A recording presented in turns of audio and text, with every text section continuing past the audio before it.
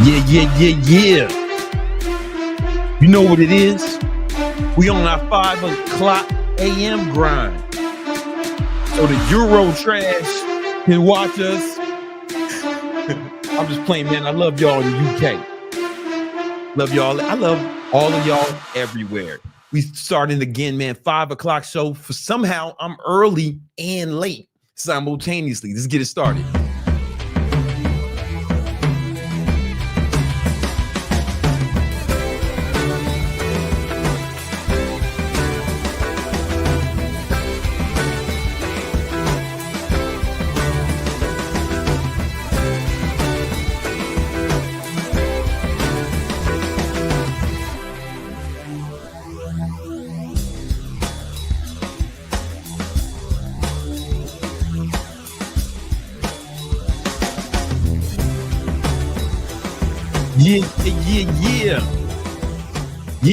Yeah. You know what it is. It's the Victory Talk podcast.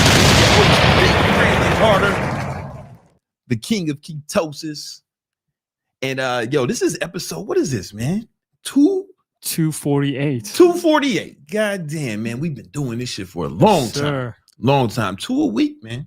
2 a week, man. Not everybody can do that. Not everybody can do it live, motherfuckers.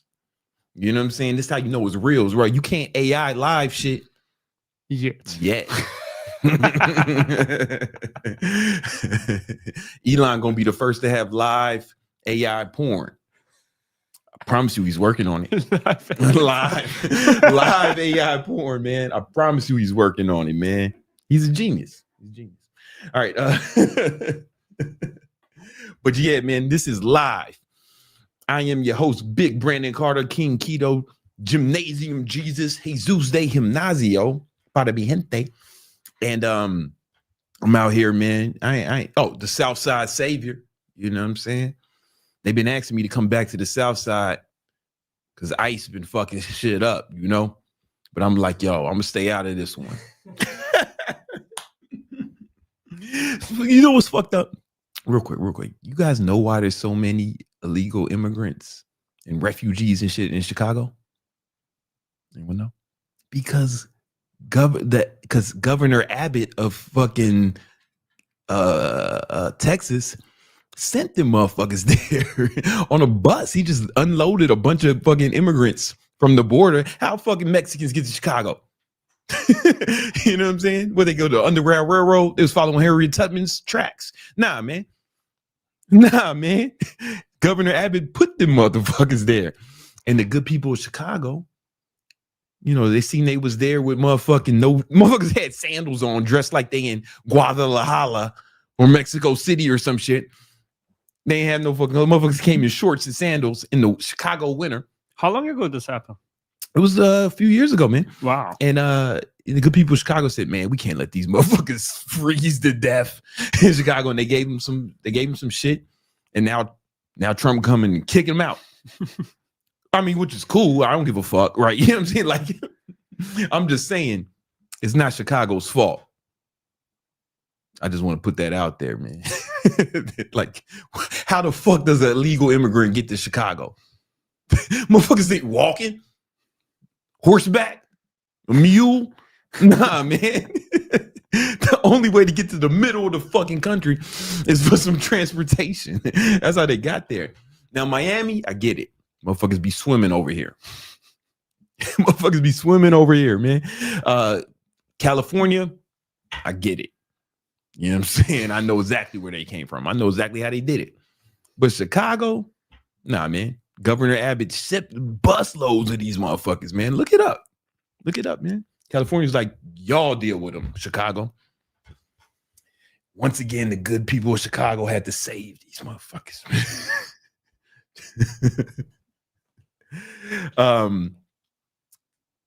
I'm also a good people from Chicago, here to save you. Yeah, help you build. You came to me with motherfucking shorts and sandals. Metaphorically, it's a metaphor. You came for me unprepared.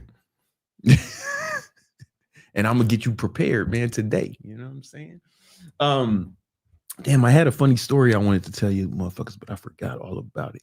Maybe y'all remember after the sponsors. Yo, we got 2 sponsors for this episode.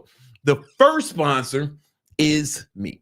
I'm doing a live training this Wednesday at 8 p.m. Eastern Standard Time. This Wednesday is tomorrow, unless you're watching this in the future, in which case you too late. You know what I'm saying? But this Wednesday, tomorrow, I'm doing a live training where I'll show you exactly how to grow your online fitness business, even if you don't have a lot of experience. Yeah. Even if you're not certified. Even if you don't have a big following, I'm going to show you exactly how to do it. I'm going to give you so much game that you'll be able to walk away and get you some clients, get you your first clients. Or if you already got some clients, help you expand your shit. And I'm not even going to sell you anything yet. I'm not even going to sell you nothing. Nah. But you're going to want to buy shit. You're going to be like, man, Brandon, can I please buy some shit? I'm like, no. Nothing's for sale. Not tonight. You know what I'm saying?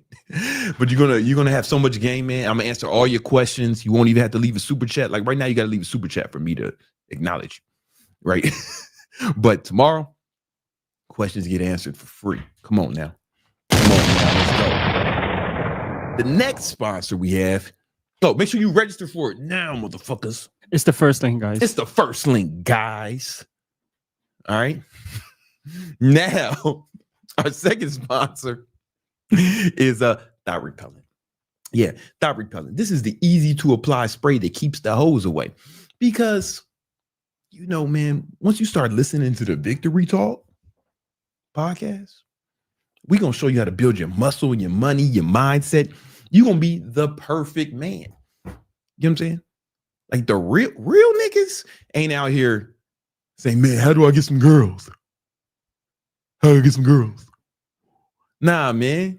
It's like, yo, how do I keep the fucking girls away, man? Too many motherfucking bitches. You know what I'm saying? And that's what you need. That's why I want you to get to that point where you need thought repelling because there's too many hoes, right? Now, we don't want to repel all the women, right? Just the thoughts, the hoes, the sluts, the skanks, the Jezebels, scallywags, skanks, skeezers, harlots, and hood rats, all right? So this has been genetically engineered to only repel them. But good women, they'll smell you and be like, man, what's that aroma? Is that Issey Miyake? Is that motherfucking, is that, what you wearing? Curve? You wearing, what you wearing? Suave?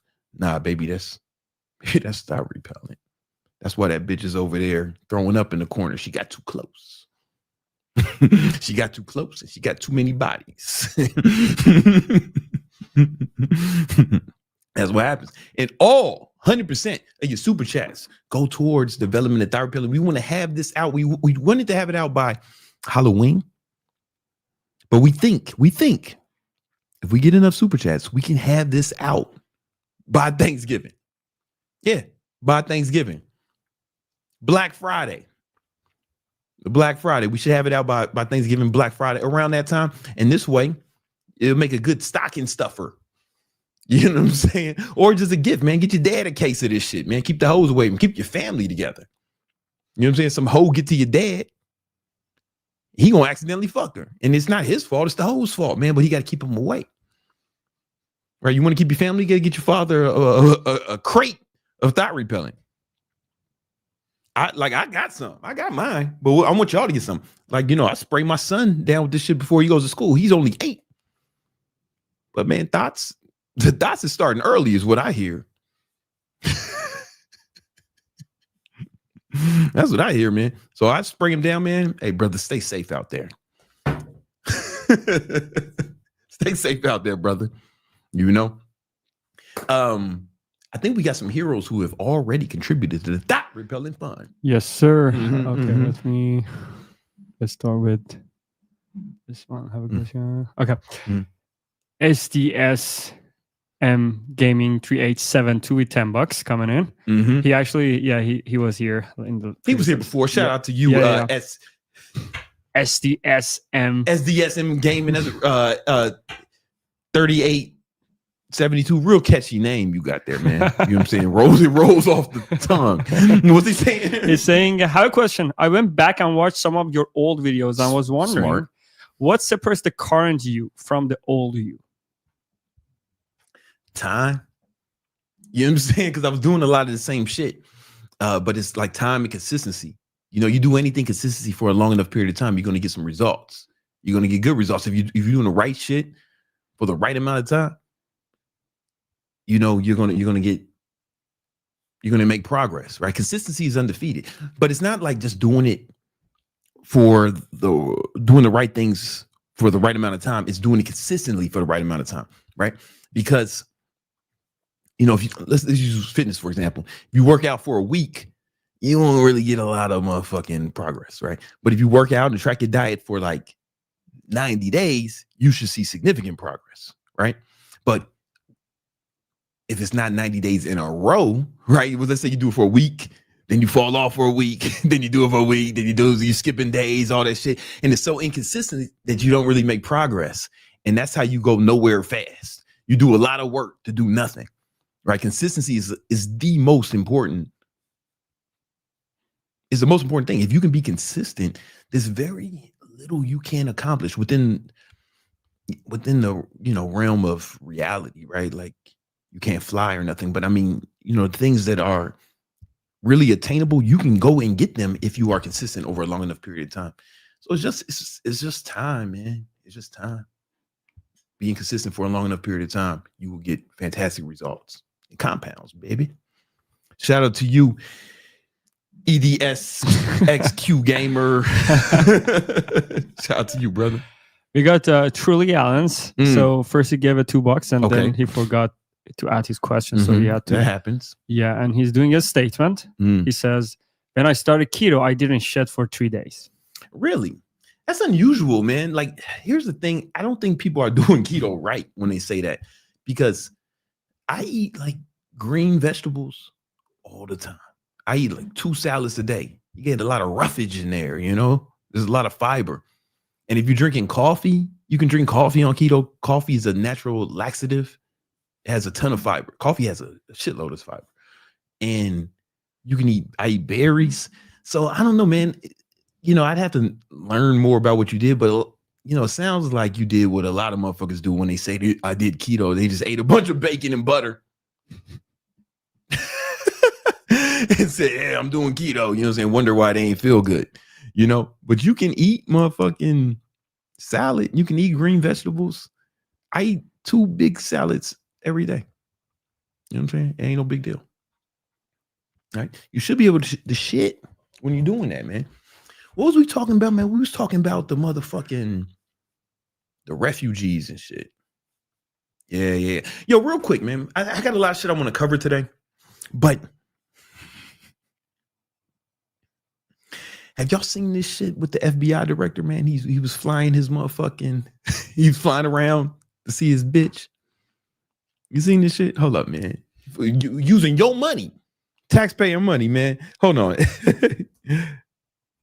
Rashad, I got your super chat. I'll bring it up during the market recap. Oh, okay. The right.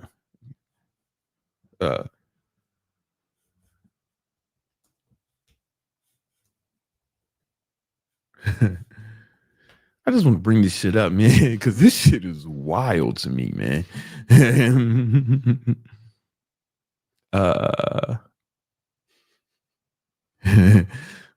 So the homie Cash Patel, Cash Patel, man, you know, the motherfucker with them funny eyes who won't release the Epstein list. You know what I'm saying? He flew. This motherfucker, he takes they just use that, but he takes his private jet, taxpayer money, to see his girlfriend, man. You know what I'm saying? And then, you know, he was talking shit about other people using the plane, but I guess it's okay when it's yo bitch. You know what I'm saying? I guess she be singing or some shit.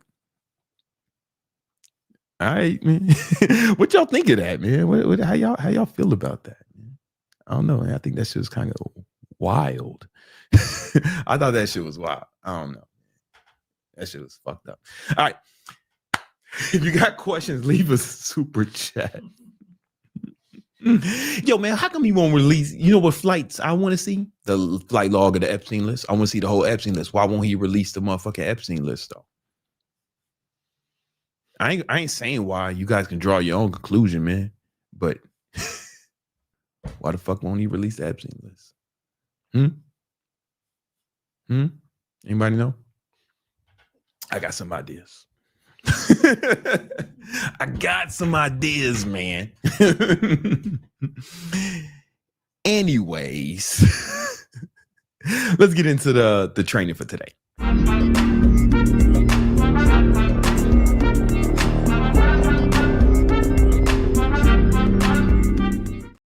Run it again.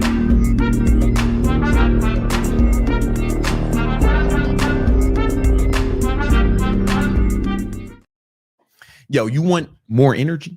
You want to live a longer, healthy life? I'm going to give you 10 hacks to give you way more energy and to live a longer, healthier life. And the reason why having energy is important is because if you out here trying to get motherfucking money, you got to put in work, right? You got to put in work, and you got to put in work consistently.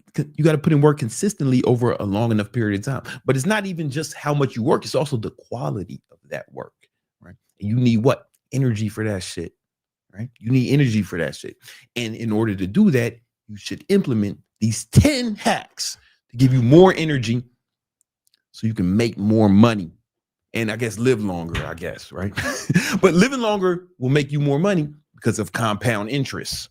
As longer the money can compound longer. That's really the main reason why I want to live long. You know what I'm saying? Just because, you know what I'm saying, my investments will compound for a longer period of time.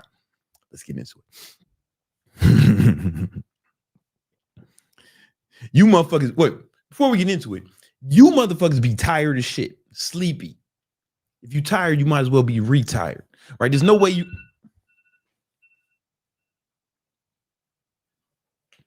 That's why people don't do it live, man. You're competing with people in the marketplace, right? You're competing with other people, and there's a lot of competition in the world. And you may not have as many attributes as some people. They might have more, they might have, you know, more connections than you. They might have more opportunities than you. They might have more income than you. They may be smarter than you. But if you can get your energy up, no one can outwork you. Right. And this is how you do it. Here are the 10 ways you can get your energy to the point where you can outshine the competition, flex on the haters, and stunt on the hoes simultaneously. All right. So number one, you got to, when it comes to the energy, one of the first things we need to look at is your diet. Most of you motherfuckers eat like clowns or small children. You eat like clowns, small children, or women. And you expect to compete with motherfuckers like me. You out your goddamn mind. So here's what we're going to do with our diet, right? We're going to eat in a way that controls our glucose or glycogen, right? So a lot of people, their glucose levels are like a roller coaster. They're going all over the place. And here's the thing. When you have huge spikes in glucose, your pancreas secretes a hormone called insulin. And insulin's job is to snatch all the glucose out your body so your monkey ass don't die, right? That's why diabetics, they have to inject glucose because their bodies don't make it for some reason. Type 1 diabetics. Anyway, the problem with that is the insulin, it snatches all the glucose out of your body and your brain, and then your glucose levels dip below baseline. And that's where you get tired after you eat, right? That's what some of y'all get tired, or you have brain fog after a meal. I think the scientific word for that is called the itis. And that's what the main reason people get tired after eat. Also, you know, your body uses some energy to digest the food, but it's really the glucose is the main thing. All right. So what we need to do is to control that glucose, right? Stabilize it. All right. So just so we're clear, there's a 2001 study that showed that large post-meal glucose spikes correlated directly with increased fatigue and decreased alertness. This is the study. I just kind of put it up there so you know I know what I'm talking about. You can go read that shit on your own, nerd, or you could just listen to a real nigga. So here's what we're going to do. We're going to stabilize our glucose levels. And we do that. There's a few different ways to do that. For one, focus your meals on protein, healthy fat, and fiber, right? Think stuff like steak, eggs, avocado, right? And you can still eat carbs if you want, right? But make sure they're always paired with protein. Never eat carbs by themselves, because carbs by themselves will cause a higher spike in glucose, right? But if you eat carbs with protein together, what it does is it will mitigate a lot of the negative effects, and your glucose won't spike as high, right? And this way, after a meal, you won't be as fucking sleepy as you usually are, right? Fuck it. Next thing you need to do, this is going to help, especially for you goddamn carb eaters, is to go take a quick 10-minute walk after a heavy meal, especially if it has a lot of glucose, right? This has been proven in many studies. I mean, take a 10-minute walk after you have a big meal, especially if it has a lot of carbohydrates, right? Because this is known to stabilize glucose. And here's a study showing that when these motherfuckers walk 10 minutes immediately after glucose intake, their shit normalizes. Read the study on your own, nerd. I'm not gonna read this shit to you. I ain't Jeff Nippert. I'm a real nigga. Nah, Jeff is cool, man, but he's from Canada. And all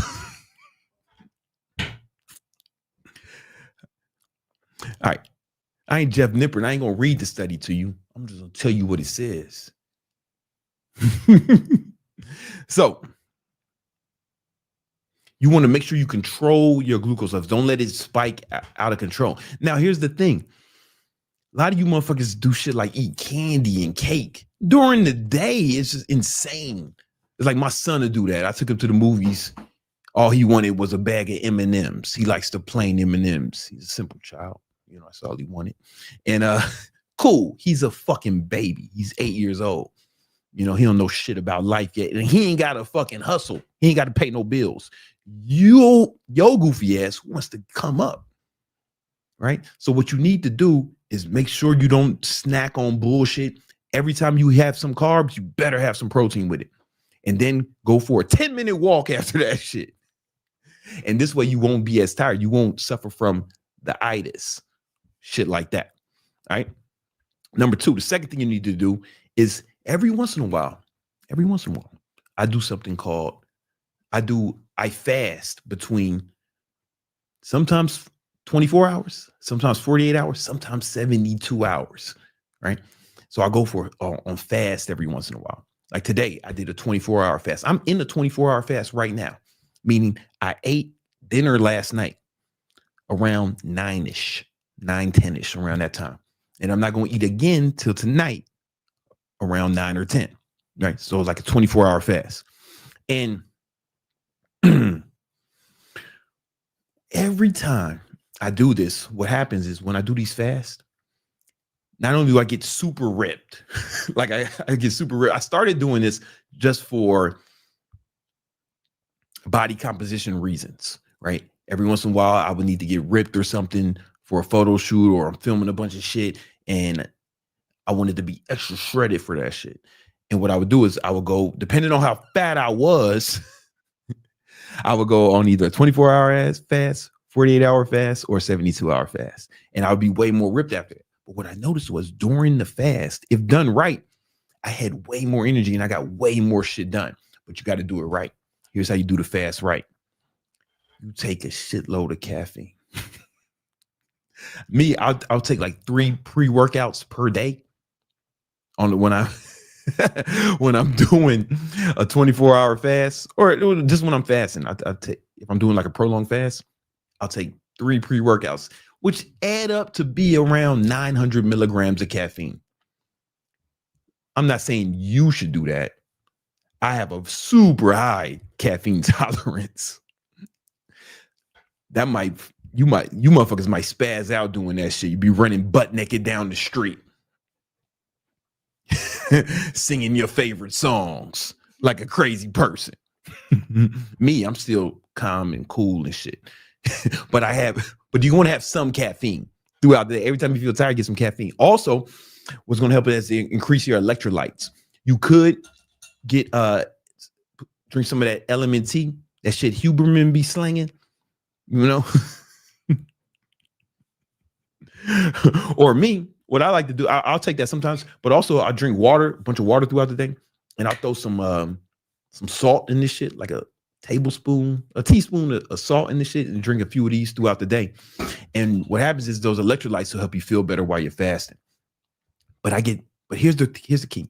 I get so much work done during those fasts. Those are always my most productive days. So anytime I have like a big project to do, or I have something I'm working on and I have to put in a lot of work, like today, I'll do a 48-hour fast. But if it's a big project, I'll do that shit I'll fast for like 72 hours. I'm probably going to end up doing that next week because I got a big fucking project I got to tackle. And the reason the fast is so important, because one, you get more done because one, you're not eating during that day, right? So you ain't got to stop to eat and shit. You ain't got to eat and then do a fucking 10-minute walk multiple times a day. And I don't work out when I'm fasting. I don't lift weights when I'm fasting. Some people do. I choose not to. You know, I lifted enough weights. I'll make a shake. All right.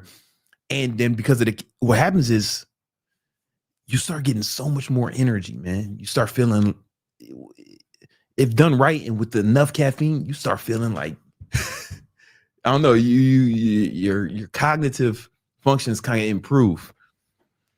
And I just get way more done. Those are always my most productive days. All right. Oh, one more supplement you might want to take is this stuff called ephedra. It used to be in every bodybuilding supplement when I was growing up in the 90s, you know, back when Wu-Tang was doing their thing and shit. But what happened, but they banned it. I guess some fucking people died or some shit. And you can't put it in bodybuilding supplements, but you can still get it. You just got to go to the pharmacist and get this shit called Bronc Aid.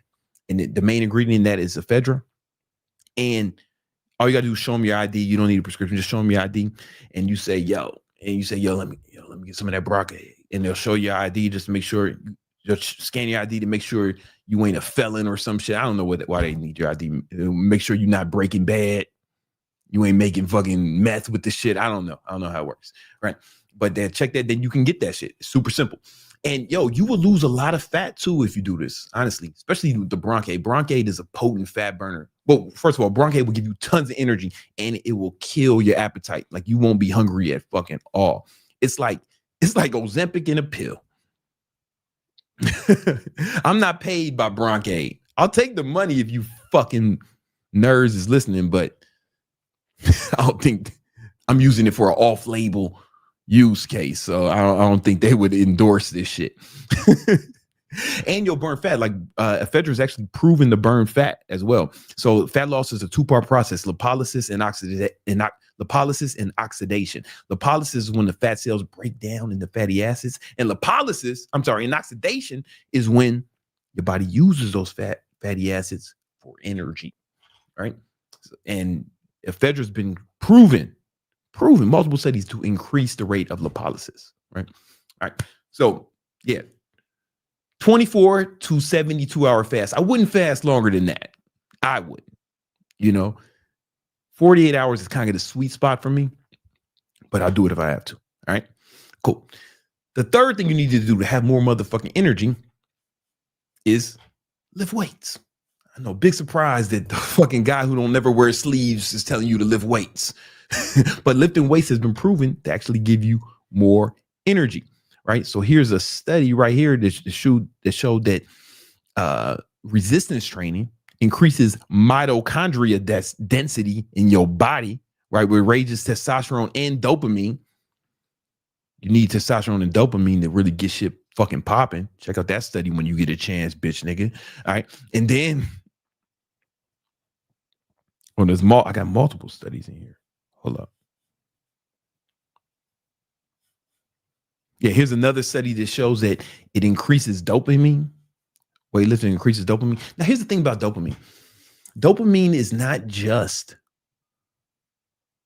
the neurochemical for pleasure. It's that, but dopamine is responsible for drive and motivation. When you see somebody's like, man, I ain't got no motivation, I ain't got no drive, their dopamine levels are super low, right?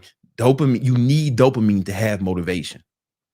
Make no mistake, right? Because it's not necessary. Dopamine is not necessarily the pleasure molecule the way we thought in the past. What dopamine does is it causes you to actually go out and accomplish things, right? It asks you to go out and seek things. You know, that's why you want to stay away from cheap dopamine. It's easy to get, right? Because you're kind of tricking your body's reward system. We're going to talk about that later. But you need dopamine. You need dopamine to have motivation. When people say they're not motivated, oh, they just got low dopamine, right?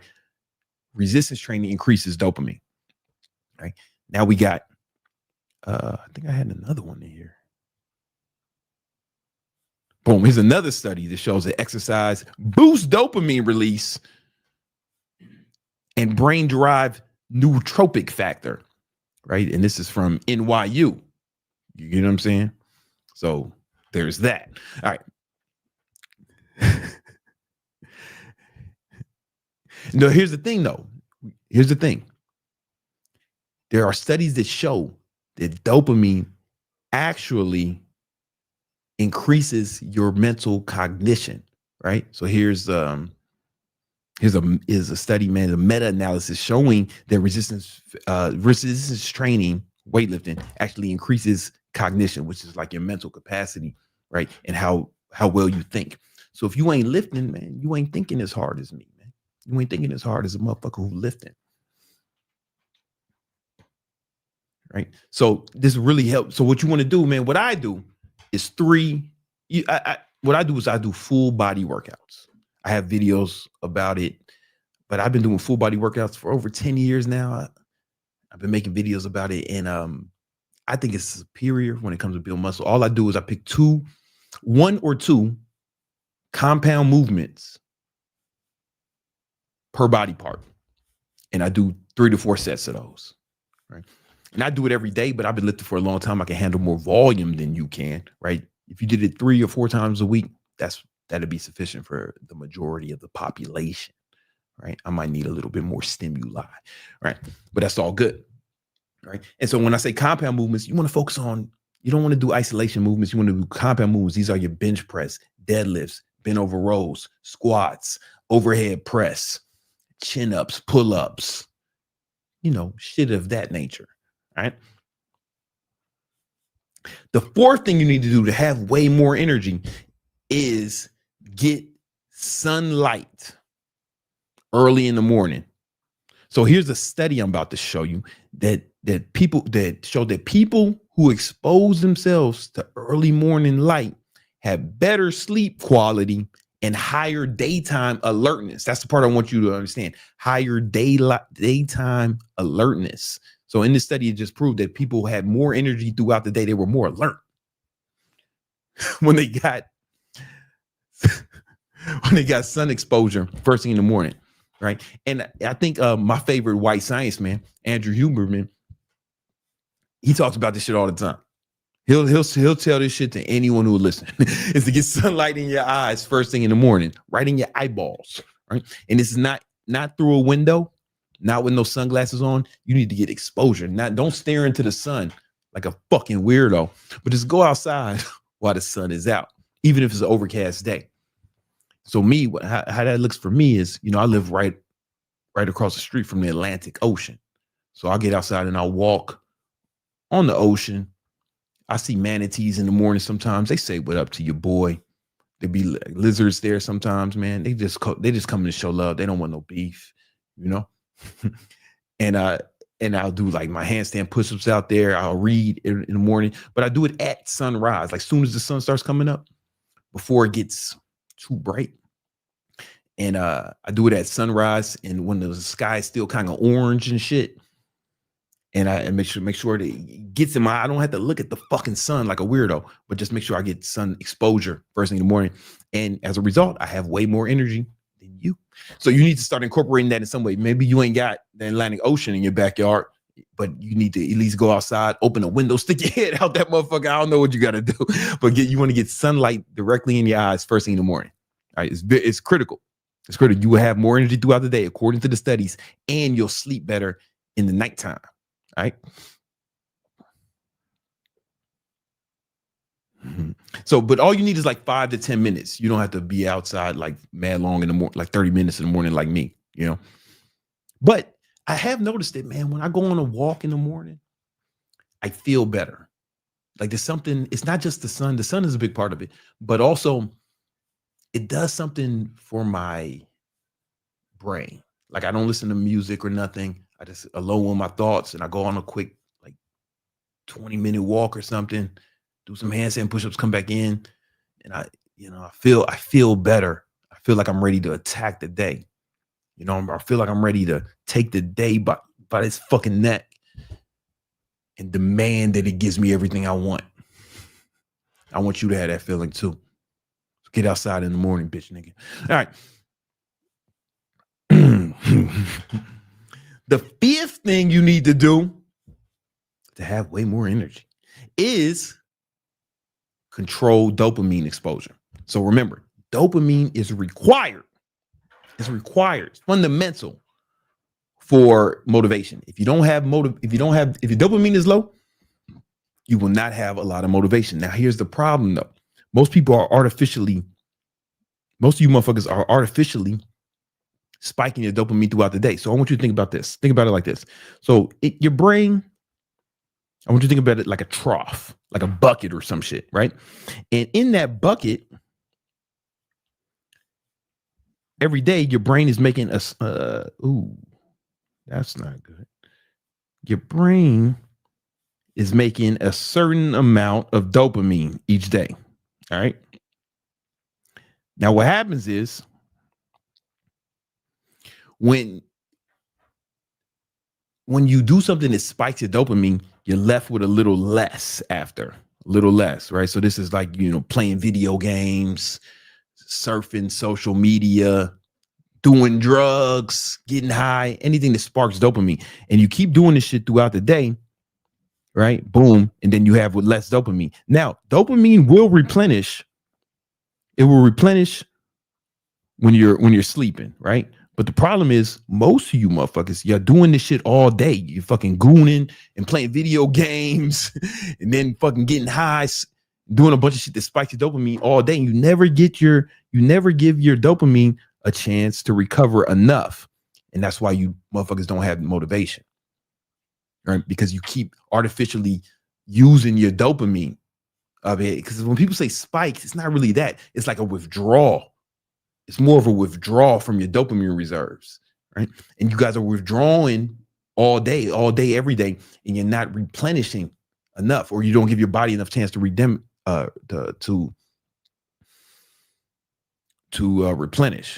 All right. So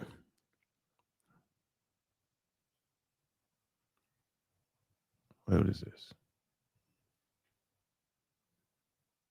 Right. And there's studies that kind of corroborate this. I don't feel like reading them all or going over them all with your goofy ass, right? But there's a bunch of them, right? So what we want to do is limit our dopamine spikes so that we have enough. We want to limit our dopamine withdrawals so we have enough to use for the shit that's important. We don't want to waste our dopamine because remember, dopamine is responsible for motivation. Without dopamine, you won't have motivation. So we can't waste it on bullshit. The bullshit includes, but is not limited to, video games,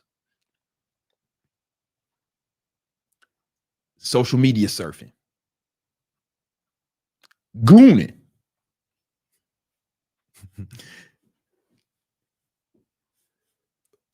drugs, going out to crazy parties, alcohol, right? We want to pretty much abstain from most of these things for the most of the time, right? Because we don't want to waste our dopamine on the bullshit. We want to reserve our dopamine for the shit that's important, which is our goals, the shit we're trying to accomplish in life, right? And make no mistake, this other shit will fucking cause your dopamine to crash, right? So this study, right? Is this the one I pulled up before? But yeah, it showed basically this study showed that consistent exposure to highly to things that spike your dopamine or withdraw from your dopamine reserves can lead to you to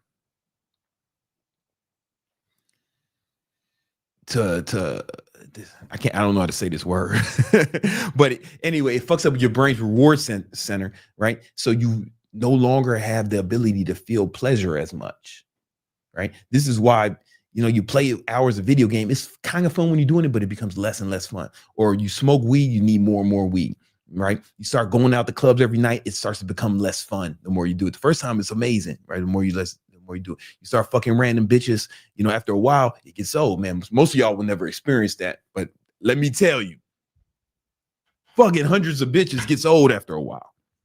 You do shit too much, and junk food can do the same thing. Like junk food can actually spike your dopamine, right? Here's a study showing that the junk food can trigger cues in motivation, right? And it make you when they're addictive, but they can actually fuck with your dopamine reward center, right? Here's a study about it, eating junk food. You don't want that. You don't want that at all, right?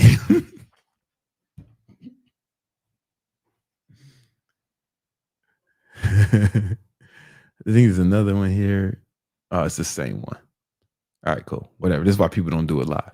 All right. So what we need to do is actually, really just reserve our dopamine. So while you're working during the day, man, stay away from junk food. Stay away from sugar. Sugar will spike your dopamine in an unnatural way. You got to think, man, like cavemen couldn't get sugar like that, even if they ate fruit, because the prehistoric fruit was not the same as the fruit we get now.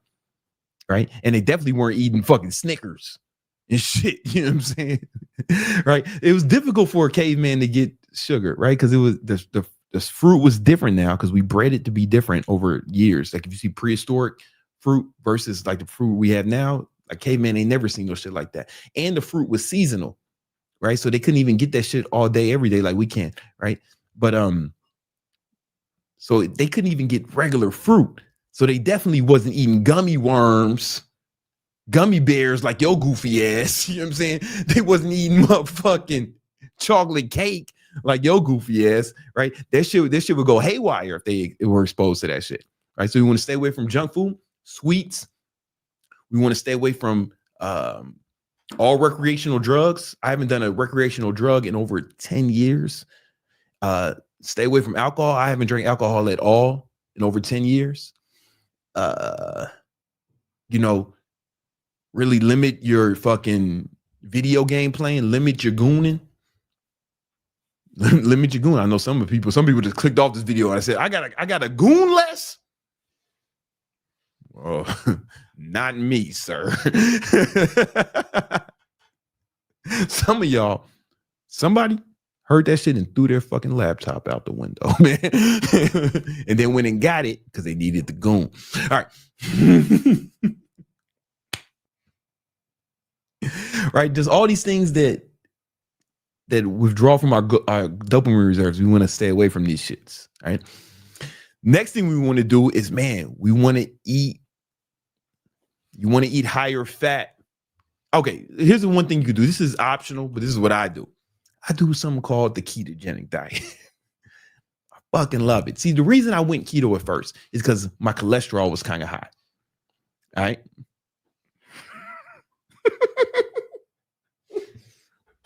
It's something that runs in my family, right? It's a genetic predisposition.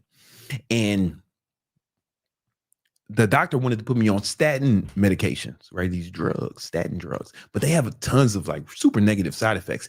And at that point, I had already been a certified personal trainer and nutritionist for over 10 years. So I had read some studies that showed that the ketogenic diet for some people can actually lower cholesterol. So I said, let me try this instead of these goddamn drugs. Motherfucker trying to make me a junkie. Let me try this instead. And I did that for 1 month. And my cholesterol started to normalize. And I felt better. And I went back to the doctor and he said, this motherfucker said, "Oh man, your cholesterol is great, man. You've been fucking taking them drugs we gave you." And I was like, "Nah, man, I ain't take that drugs. I say no to drugs."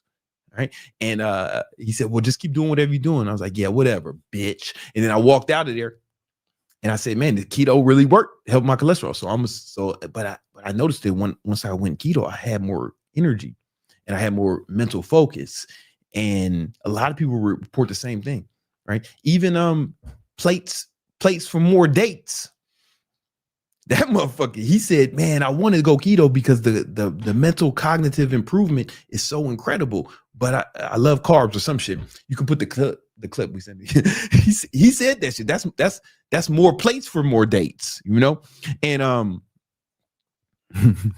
but also, yo, man, I know people say that like this erroneously say that ketogenic diet will lower your testosterone. I mean, that's not what the studies say. You know what I'm saying? So in this study 2022, man, you know, ketogenic diet state improved testosterone serum levels. You know, this is a meta-analysis, meaning it's like it's more than one study, it's multiple studies put together. Right? I don't know where people get this shit from, man. You know, people's testosterone will like double, you know, when they're on keto. You can look at the studies, you know. And also, but here's the thing, this was very important, is that here's a study showing that the ketogenic diet can actually improve mental cognition. And this is what I noticed, and this is the main reason I've been keto for about 9 years, going on 10, right? Going on 10. All right. But it was this right here, man. You know, this is what I felt like keto's effects of ketogenic diet on cognition, right? And man, you know, I'm just telling you, if you ain't ever been in ketosis, you don't really understand it. But your focus will improve dramatically once you start the ketogenic diet. There is an adaptation period, right? So it may be a week, it may be 2 to 4 weeks where you have to adapt to being in keto. Because what happens is you're not getting as much glucose. Remember, we talked about glucose earlier, right? And glucose is the fuel your body runs on when you are eating carbs all the time. But in the absence of glucose, right, your liver will convert fat into something called ketones. And that's the new fuel your body runs off. And it's a way cleaner burning energy than glucose. Because remember, glucose, that shit goes too high. If your blood ketones go above 110, your pancreas will secrete insulin. And we talked about it earlier. You know, insulin, you know, high glucose, insulin spikes, that causes the glucose roller coaster that makes you motherfuckers sleepy after you eat lunch. Not me, motherfucker. I eat lunch and I feel more energized. I'm ready to fucking jump out a moving car and attack the day if I need to. Situation calls for it. All right. But when your body's running off ketones, what happens is your energy levels are just more stable. This is a more cleaner burning energy than glucose. And ketogenic diet is not a new thing. It's not a fad. People say it's a fad. It's over 100 years old. It was invented in 1920 by doctors to cure epilepsy in children, right? They noticed that the epilepsy drugs were a little too harsh for the little children, right? It would fuck them up. You know what I'm saying? So what they did was they developed a ketogenic diet, and they noticed that all these kids, man, they stopped spazzing out. They stopped having seizures and shit, you know? And presumably they got fucking shredded as well.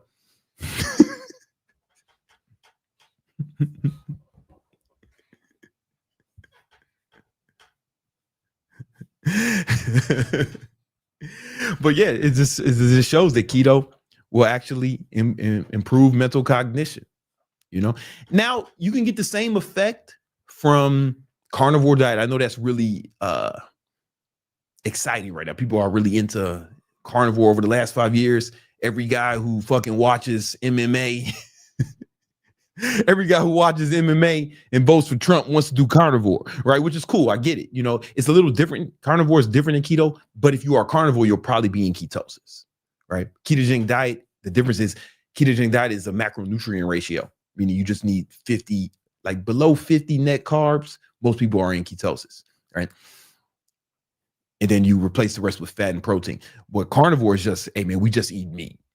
And I get why that's so exciting, especially to a certain demographic, because it's more fucking alpha. All I eat is meat. Pause. Hey, look here. All I do is eat meat, watch Ultimate Fighter, and go to MMA matches. For that guy, keto might be the way. For that guy, the carnivore diet may be the way. Whatever works, whatever gives you the most energy. You know what I'm saying? If you lack energy on keto, there are a few reasons for that. Reason number one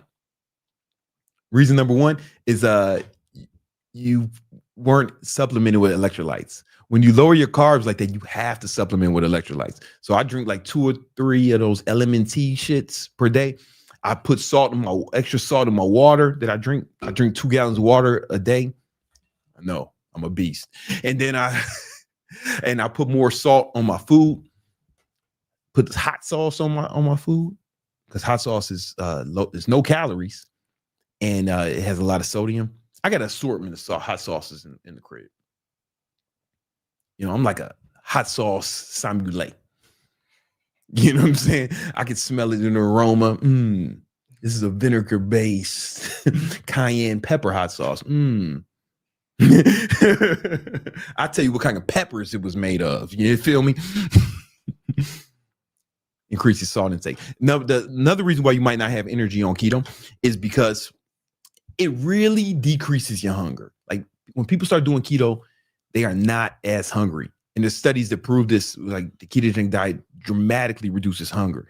So what happens is people do fucking keto, they get in ketosis and they don't eat enough to sustain energy. You still need food, right? So they don't eat enough. I remember one of my my old cameraman, not me, but he's cool. It was this other one who I fired later, not for this reason, but but this story is kind of indicative. You know, when you hear the story, you might understand why. Anyway,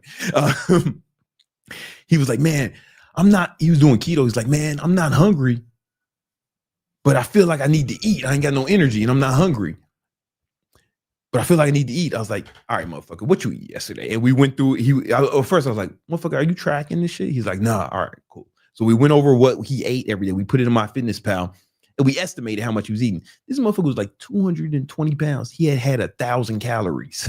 Like, of course, motherfucker, but he wasn't hungry. This is why one of the reasons people lose a lot of fat on keto or carnivore or anything like that, because it makes you not hungry, but you still got to make sure you're eating enough.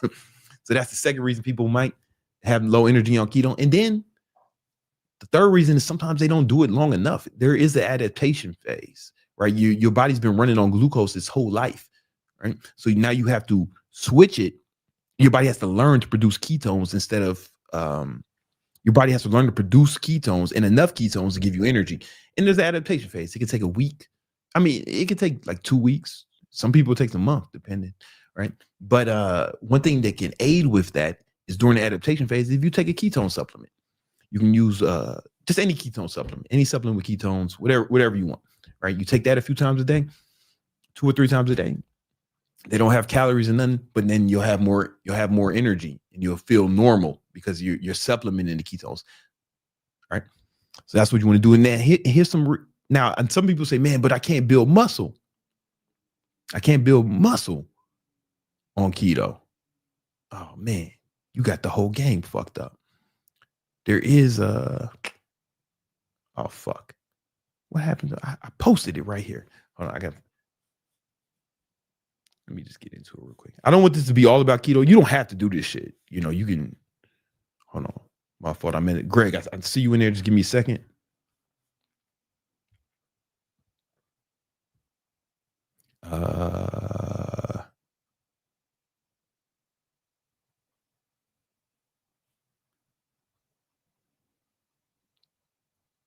Okay, here it is. This is the one I'm looking for. Here's a study showing that people can build muscle on keto. You definitely can build muscle on keto. You don't need carbs for anything, right? There's essential amino acids, which are proteins, essential fatty acids, which are fats. There's no such thing as essential carbohydrate, right? Now you use it for glucose and you get energy from that, right? But again, in the absence of glucose, your body will produce ketones. So you don't fucking need it. You know what I'm saying? Right. And so this is a study reading on your time. There was literally no difference in muscle gain and there was no difference in hypertrophy or muscle gain between the group that it was eating regular standard American diet and the ketogenic group. There was no difference. And also, here's another study, just to get this home, where it showed that for a lot of people, man, the ketogenic diet actually improved athletics performance, right? So keto, that especially in endurance athletes, they recovered faster. And organ damage prevention, I don't know what that's about, right? But you can read that shit. Like it actually improved their athletic performance, right? And just for one more thing, some of you motherfuckers, your skin is fucked up. You out here looking like pimple faces. Your shit is looking like polka dots. You know what I'm saying? Your face look like a constellation. You know what I'm saying? You got all the marks. Keto has been proven to cure acne. This is one guy, man, he be making videos about me every once in a while, you know what I'm saying? And he be wearing a filter on his face. In the video, like a girl, right? You know what I'm saying? To cover up his acne. He got acne because, you know, when motherfuckers have filters, sometimes it moves and then you see what they really look like, you know? And this motherfucker was talking shit about me in the video. And I saw the filter leave for a second and come back. And he had a bunch of acne. I was like, damn, man, this shit would have fucking... The ketogenic diet actually cures acne, right? People ask me, Brandon, why is your skin so good? You know? Oh man, I'm not out here like the looks maxing guys trying to sell you fucking serums and sauces and soaps to put on your face. I don't do nothing. It's just, I've been keto for 9 years. People say I look younger. Animals live longer when they stay on the fucking ketogenic diet. You ain't got to do it, but I'm a starch proponent.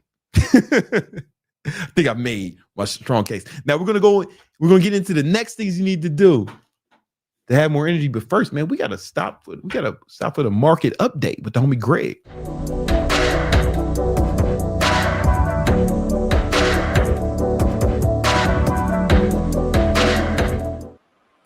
Yo, what up? What up? This is the market update with your boy Big Brandon Carter, aka King Keto, and the homie Young Candlestick Greg. He got his Series 65. You know what I'm saying? Certified market technician, man. Tell us about the market. Give us, before we get into any trades or anything you did, I want to know about the market, especially how Bitcoin is going to shit. Yeah.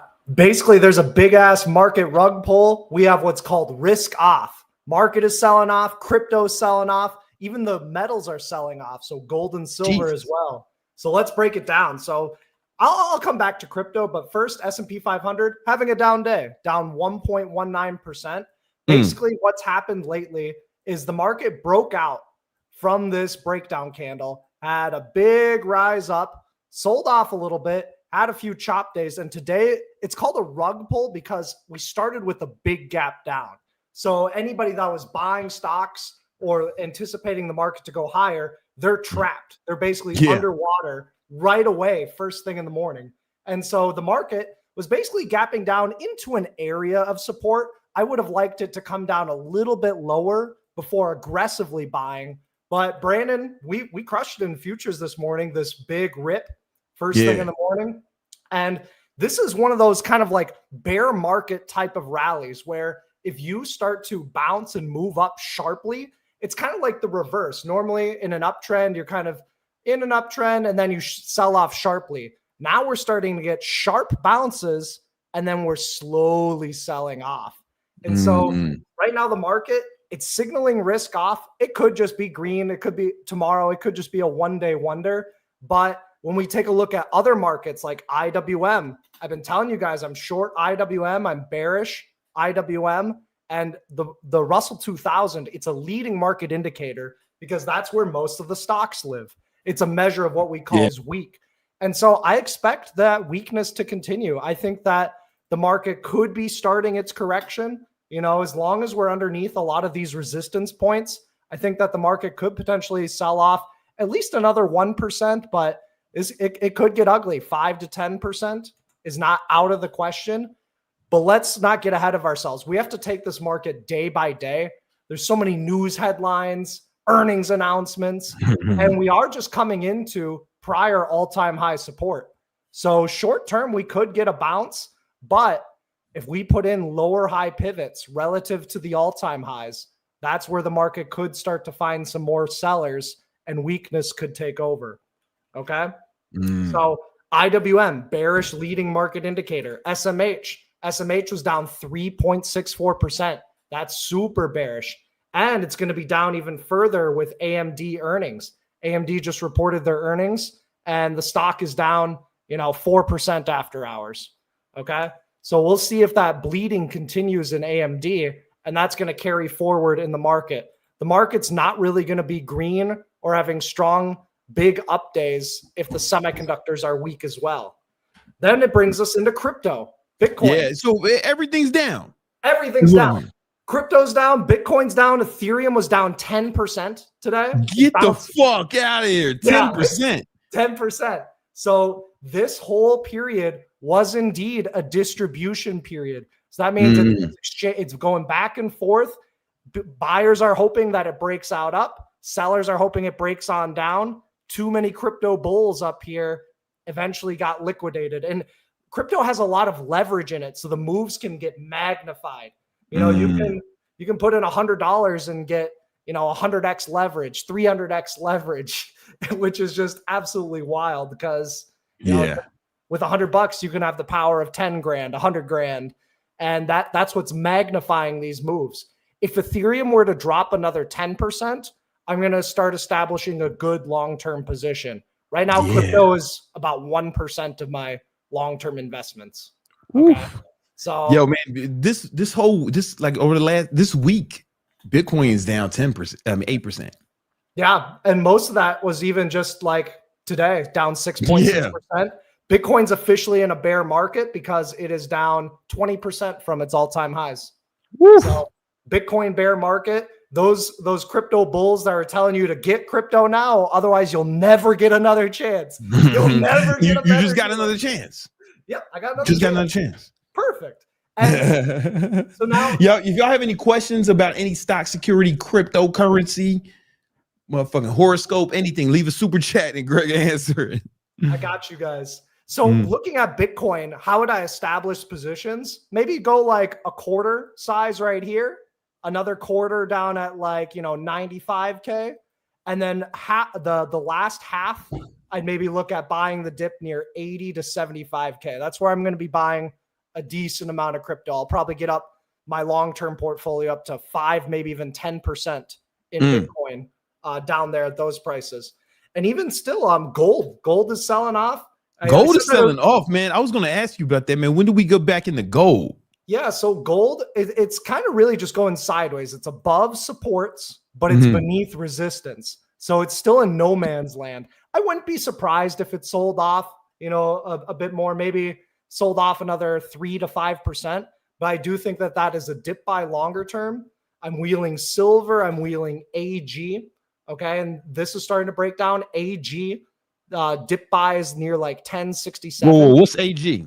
This is a silver miner. Okay, silver miner. So they mine silver. A lot of their profits are derived off the price of silver. Okay, so it's going to be correlated to silver. I see Brandon over there saying join victory trades. Yeah. A big reason why the metals are selling off so much is because the dollar is actually strengthening. DXY, the dollar. This bodes well for my trip to Italy because my purchasing. Oh, that's right. You're going to Italy soon. When you going to Italy? December 15th to December 31st. Bibbidi boppity, bibbidi boppity. You've been practicing your Italian? I need to start. Hey, soon as you get off the plane, you're going to see a guy. You're going to see my guy, Vinny Scaramucci. All right? Vinny Scaramucci. All right? He's going to take care of you. You don't say nothing. You don't say fucking nothing to Vinny when you see him. You just get in the fucking car and bada bing, bada boom, forget about it over here. Eh? Okay. Yeah, I've been working on my Italian. Anyway, let's keep going. So we know that the dollar is inversely correlated to gold and silver. So as the dollar presses up, gold and silver drops. But, you know, if you're going to be traveling over to Europe, the DXY is a measure against all other currencies, a basket of currencies. And so this just means I can buy more when I'm in Italy. I'm going to have better meals, better trips. I'm going to run a half marathon, so that should be fun. In Italy? Yeah, in Italy. Yeah. Oh, shit. You know, that shit ain't flat. You know, that country ain't flat. Sounds good to me. All right. I know you from the Midwest. You from the Great Plains. You used to flat fucking surfaces. It's gonna be a little different when you get to the old country. I'm down for it. I love a good challenge. Hey, hey, you know, we're running up and down hills over here, huh? Yeah. Bada bing, bada boom, capiche? Capiche. All right. I'll film a lot of footage with my Meta Ray-Bans. Like, I love running like 5Ks, 10Ks. It gets a good workout in. I don't do too much cardio outside of that. I just show up on race day. Oh. All right. Yeah, that's gold, silver, Bitcoin, and Ethereum. Everything's selling off. I am long on Amazon still, but I did take some profits the other day. I've still got this bullish butterfly. I'm risking $200 to turn into $2,000. Actually, yeah, $2,000. And the trade is up, you know, over 100%. But what's cool about these butterfly trades is you don't have to put a lot of money up front. And as long as you can generally get the range that the stock is going to gravitate towards, you make big money. Okay. So it's like you're setting up a target on Amazon. So Amazon still has relative strength. If Amazon dips to 238, I'm buying the hell out of Amazon. That's the buy zone. 238. 238. Let's go. Set some price away. Yo, this is not financial advice. But if Amazon gets to 238, go rob somebody and put that money in Amazon. It's not financial advice. It's not advice at all. Give me your money. I need some Amazon stuff. It's not advice. It's not financial advice. But if Amazon went to 238 and you went on a heist, on some sort of heist, you know, where you can hit a lick, you know what I'm saying? Maybe knock over a Brinks truck or something. I'd get it. I'm not telling you to do it. I'd get it because you wanted to put it all in Amazon. Yeah, but this is not financial advice. It's not financial advice.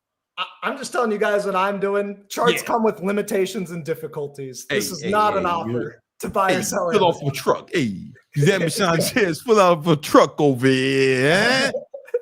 Oh. So that's Amazon, one of the strongest tech stocks right now. Tesla. Yeah. I am long on Tesla, but it's a bit concerning because it's down 5% today and it did a bearish kicking reversal after a breakout. So here's this clear level, 470 Tesla. It broke above it, could not hold above it, and is selling off.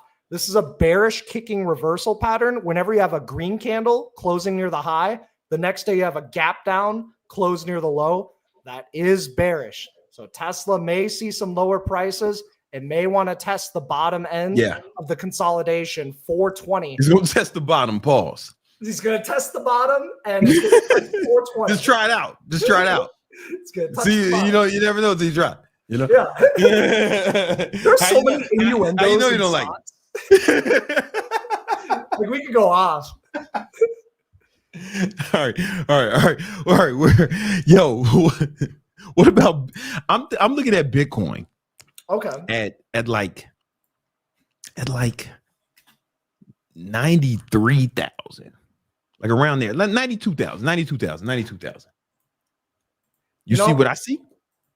It's this cluster. It's kind of hard to see from my volume profile on the chart, but this was a bull flag, rally, bull flag, rally. Cool. You come back in to test that bull flag zone. There should be a good area of support. It's a zone, you know, it's like 96 down to 92K.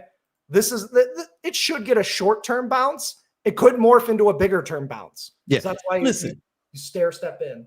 This is not financial advice. But if you were to put all your money, all the money you can find, borrow, and steal in the Bitcoin at 9 at 9,200, I'd get it. I get it. I get it. It's not financial advice, but I get it. You know what I'm saying? Because it's looking real good. I don't know about Bitcoin. I do that for S&P 500. Bitcoin. Where would you start? Where would you consider going on a heist? Heist? Yeah, for like what's the heist level? Like where you would have heist level for S&P 500 is 600. SPY 600. That's a volume profile node. It's a healthy retracement. It's like a 50% retracement from this year's rally. And I have a long-term time horizon. And as long as there's an America, there will be an S&P 500. 600. All right. So listen, this is not financial. This is not financial advice. Yeah, not financial advice. But if you went on a crime spree, oh no, to raise funds to put it all into S&P 500 at the 600 level, I get it. I'm not saying you do it. In fact, you shouldn't do it, but I understand that rationale if you went on a legit crime spree.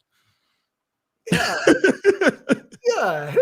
It's not financial advice, guys. It's not financial advice.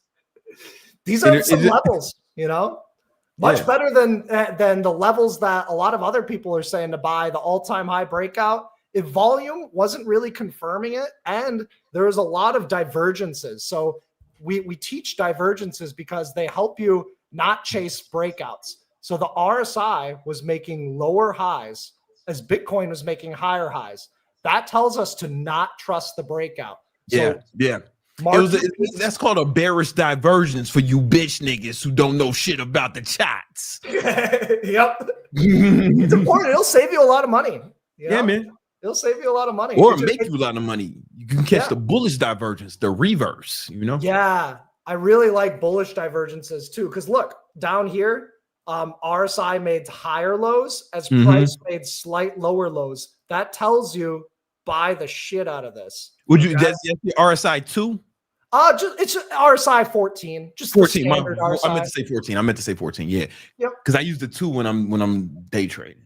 Yep. It's more sensitive. It's sensitive, man. It's sensitive to the touch. All right. Yeah. I got something I want to ask you about. Yeah. What's up? Remember that shit I sent you earlier? I want to go over to I want to go over with them. I just want to show you guys something because we might be going to war with Venezuela, and I want you to tell me how we can make some fucking bread off this shit. Check. Yep. Can you share? All right, let me go ahead. U.S. warships are now stationed less than 12 kilometers from its coast, and reports suggest military strikes could begin at any moment.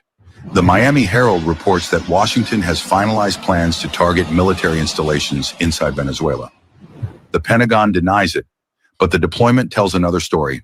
It's the largest U.S. buildup in the region in decades, led by the USS Gerald R. Ford and 5 destroyers. Officially, this operation is framed as part of the war on drugs, but recent U.S. strikes across the Caribbean and Pacific have already killed more than 60 people, most labeled as smugglers, none identified. Even Pentagon officials admit they don't know who they're hitting. Analysts say Venezuela's oil wealth, in defiance of U.S. sanctions, make it a prime geopolitical prize. Each escalation has followed a pattern, from Iraq to Libya, from rhetoric to regime change. And now the Caribbean appears next. If hostilities begin, they could destabilize Latin America's most fragile corridor, from Colombia's borders to the Caribbean islands. Observers warn that such a conflict, once unleashed, will not stop at Venezuela's shores. Every time they say it's about freedom, a nation burns. Is Venezuela next in line? Comment below and follow map. Yes. So here's the thing. This was something history has always told us. Every time a country tries to trade oil in a dollar, in a currency that's not US dollars, they get fucked up, right? It happened Omar Gaddafi, he was trying to sell oil in some motherfucking African currency. You know how that worked out for him, right? Saddam Hussein was trying to do that. Where he at now? You know what I'm saying? This shit happens over and over again every time because oil is the reason that the US is that the US dollar is the world's reserve currency, right? Every time, and so like basically there's an agreement with OPEC that all oil will be traded in US dollars, which means countries have to have US dollars. And every time a country tries to defy that, they start getting fucking bombed. So I don't give a fuck what they say about fucking drugs. Oh, we just now care about Venezuelan drugs. Nah, man. It's the oil shit every fucking time. So do I think? Oh, and there was a man, hold on. There was a report that they tried that Trump tried to kidnap the Venezuela president. Hold on, man. No way. This gets deeper. Yeah, no, this happened, man. You know what I'm saying? Let me write kidnap.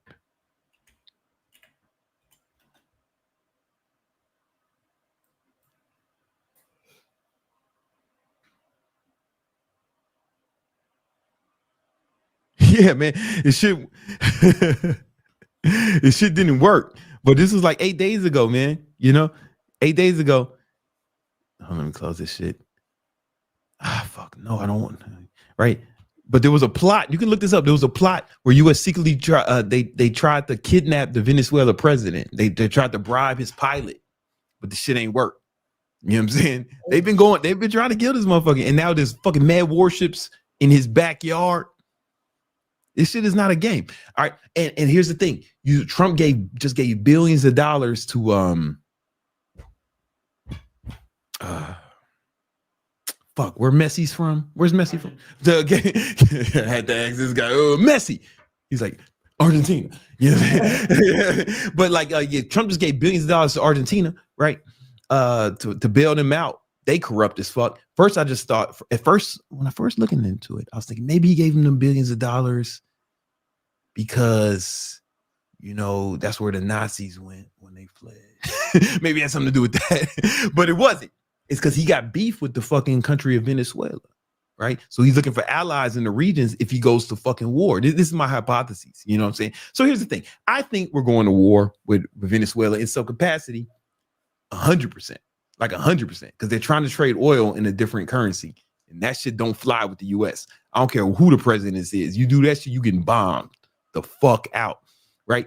So because that's my prediction. What are some stocks or ETF we can invest in to make money off of this conflict?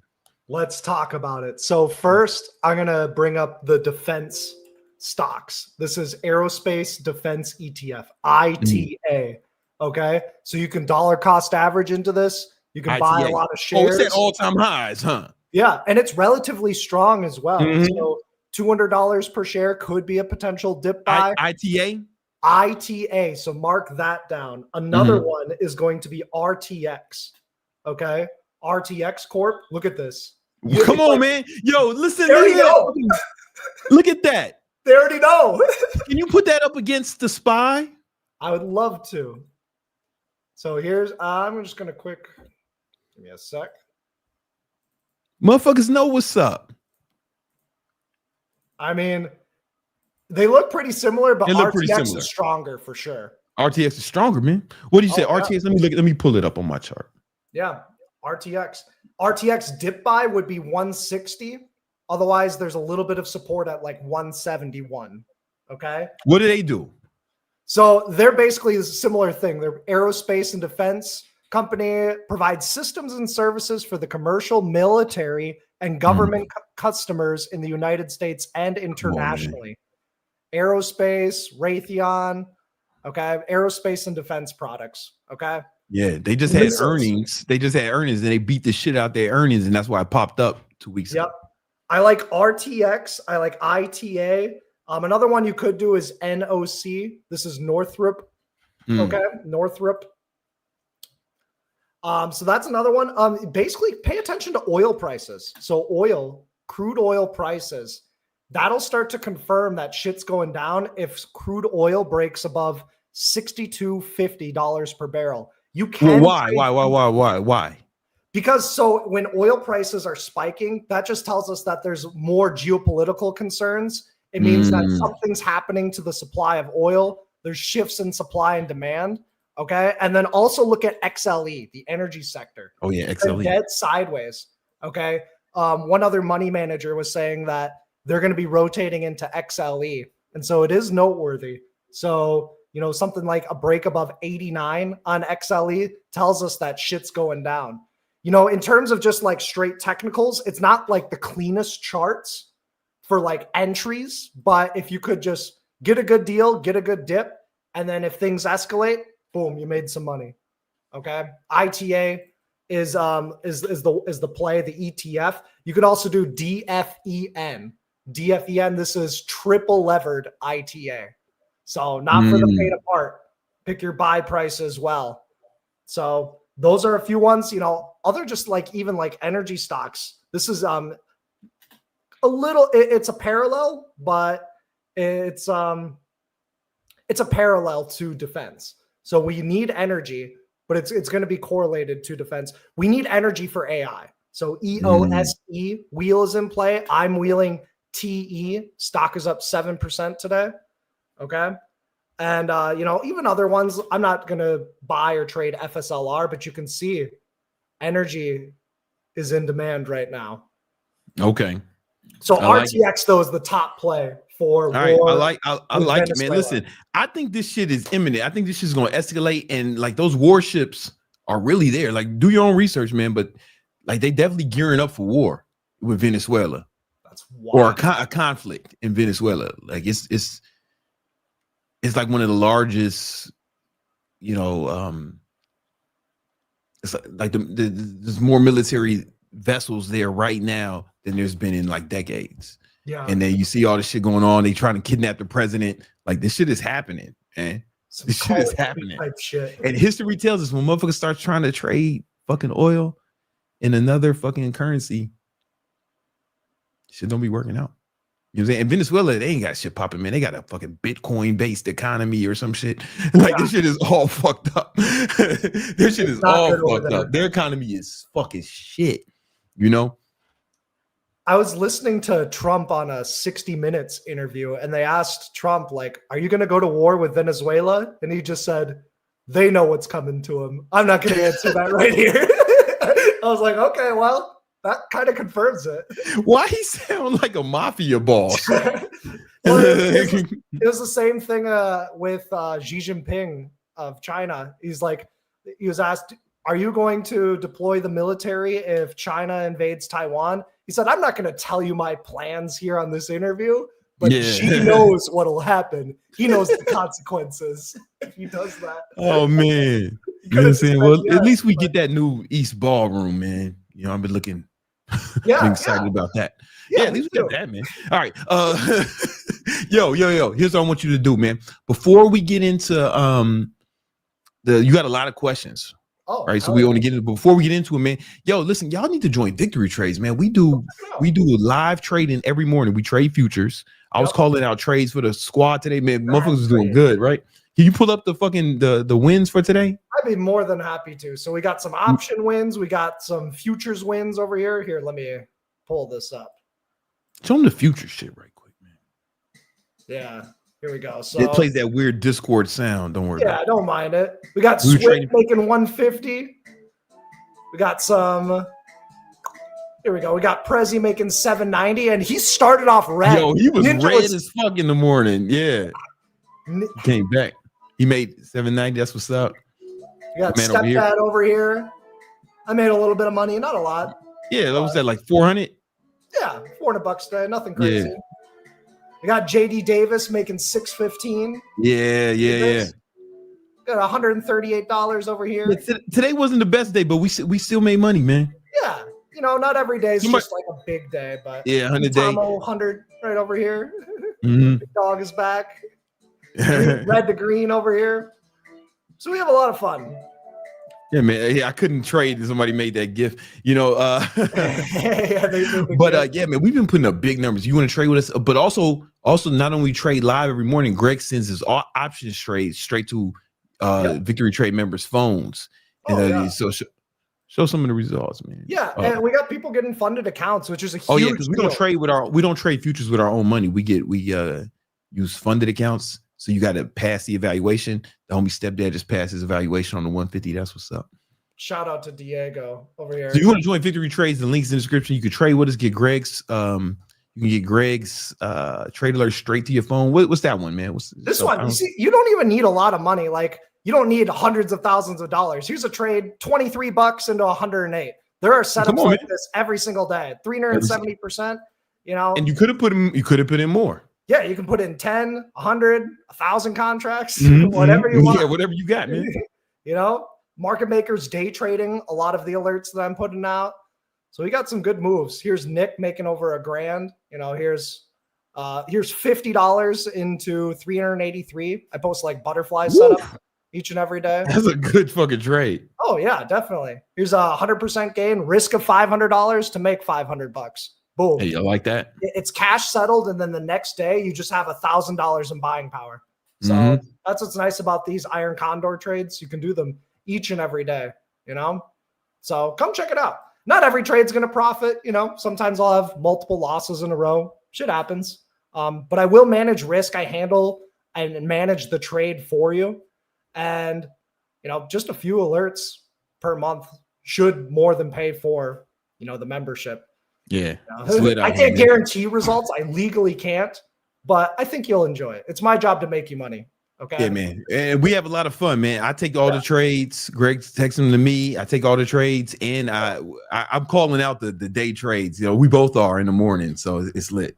It's absolutely lit. Like, Brandon is the futures king. He's the most consistent person that I know, which is just pretty good at it. I'm pretty fucking good. I've been trading futures for 5 years. Yeah. You do anything for 5 years, you're gonna have some results. All right. Let's shall I get started? Let's get the super chats. Yeah, okay. let's check it out. Rashad ask a question. Shout out to the Southside Savior. Yo, homie, what's your take on these apps that appear to help with trading, like BTCC trading Bitcoin and some of these others, especially for new traders? I don't know what he means. Does he mean apps that do the trading for you? I wouldn't fuck with that. That's like automation. You don't know who's it sounds great. But I wouldn't fuck with that. I would say test it on a simulator. And if you're making money on the simulator, maybe put a little bit of money in with live capital. But you can always test things on a simulator. Yeah. You can test victory trades with a simulator. You know? Test everything. Test test it. If it proves itself, cool. Otherwise, most of the time, those generally don't work. I've never seen it work. Yeah. Okay. Elazar Coin is asking, hi, big fan. The crypto market is bleeding. It is. That's a lot of truth in that statement. Yeah. It's just going to shit. It's on its period. Yeah, it is. It's that time of the month for crypto. I dollar cost average into the Bitcoin ETF, so I'm just gonna put more money in, you know, as it drops. You know, I'm pretty calm about it. You just gotta chill. We got the HVAC podcast. Yo, the Victory Trade Discord is a game changer. Young Candlestick and you on the morning calls helped me a lot. Lots of loot from those calls. Oh, that's what's up. Shout out to you, brother. Yeah, he's in there every morning, man, trading with us. We have a lot of fun, man. We make a lot of His money. name's Brandon. He's also an influencer domination accelerator. He's been trading with me for 5 years. Oh, really? Yeah, he's been trading with me for 5 years. He's been crushing it. Wow. Nice. Okay. Elzar is back. I'm 20. I have 30K in S&P, 10K Meta, 15K in NAS, 12K Alphabet, 13K in Rolls Royce, 3x leverage. What are your thoughts? Also have 15K in crypto. I'm done 13K right now. This is a loaded question. Okay. Hey, Greg, man, I'm gonna let you handle that one. I got this. So first of all, you've got a good amount of net worth in the stock market right now. Congratulations to you. That's really, really good. The average net worth of like a 20-year-old is like negative $10,000. So that's pretty good. The average American doesn't own any stocks. Yeah. And so what I'll say is you have a lot of correlated assets. If you've got 30K in S&P and 10K and 15K in Meta, why even do the Meta position? I mean, because you're going to get Meta exposure in the S&P 500. Well, he probably thinks he's get more alpha, you know? Yeah, you same reason you got so much Google. Yeah, you know, exactly. You will get some more alpha. Just understand that during downturns, you'll see sharper drawdowns. And as long as you're okay with that, all power to you. You're young enough to where hey, it shouldn't matter too much. You can take on that single stock risk. And in the long run, Meta's fair value is $850 per share. Short term, technically, the stock is bleeding a little bit. Google, again, it's a bit above fair value right now, but it's a good stock long term. What I would just look at is maybe diversify just a little bit more. I mean, do you have your own business? Are you investing in your skills? What I'm concerned with is the 3x leverage. Like 3x leverage on what? Yeah, Rolls Royce. Also, it comes down to what are your goals? What's your risk Is tolerance? Rolls Royce on the fucking stock market? I'd have to double check.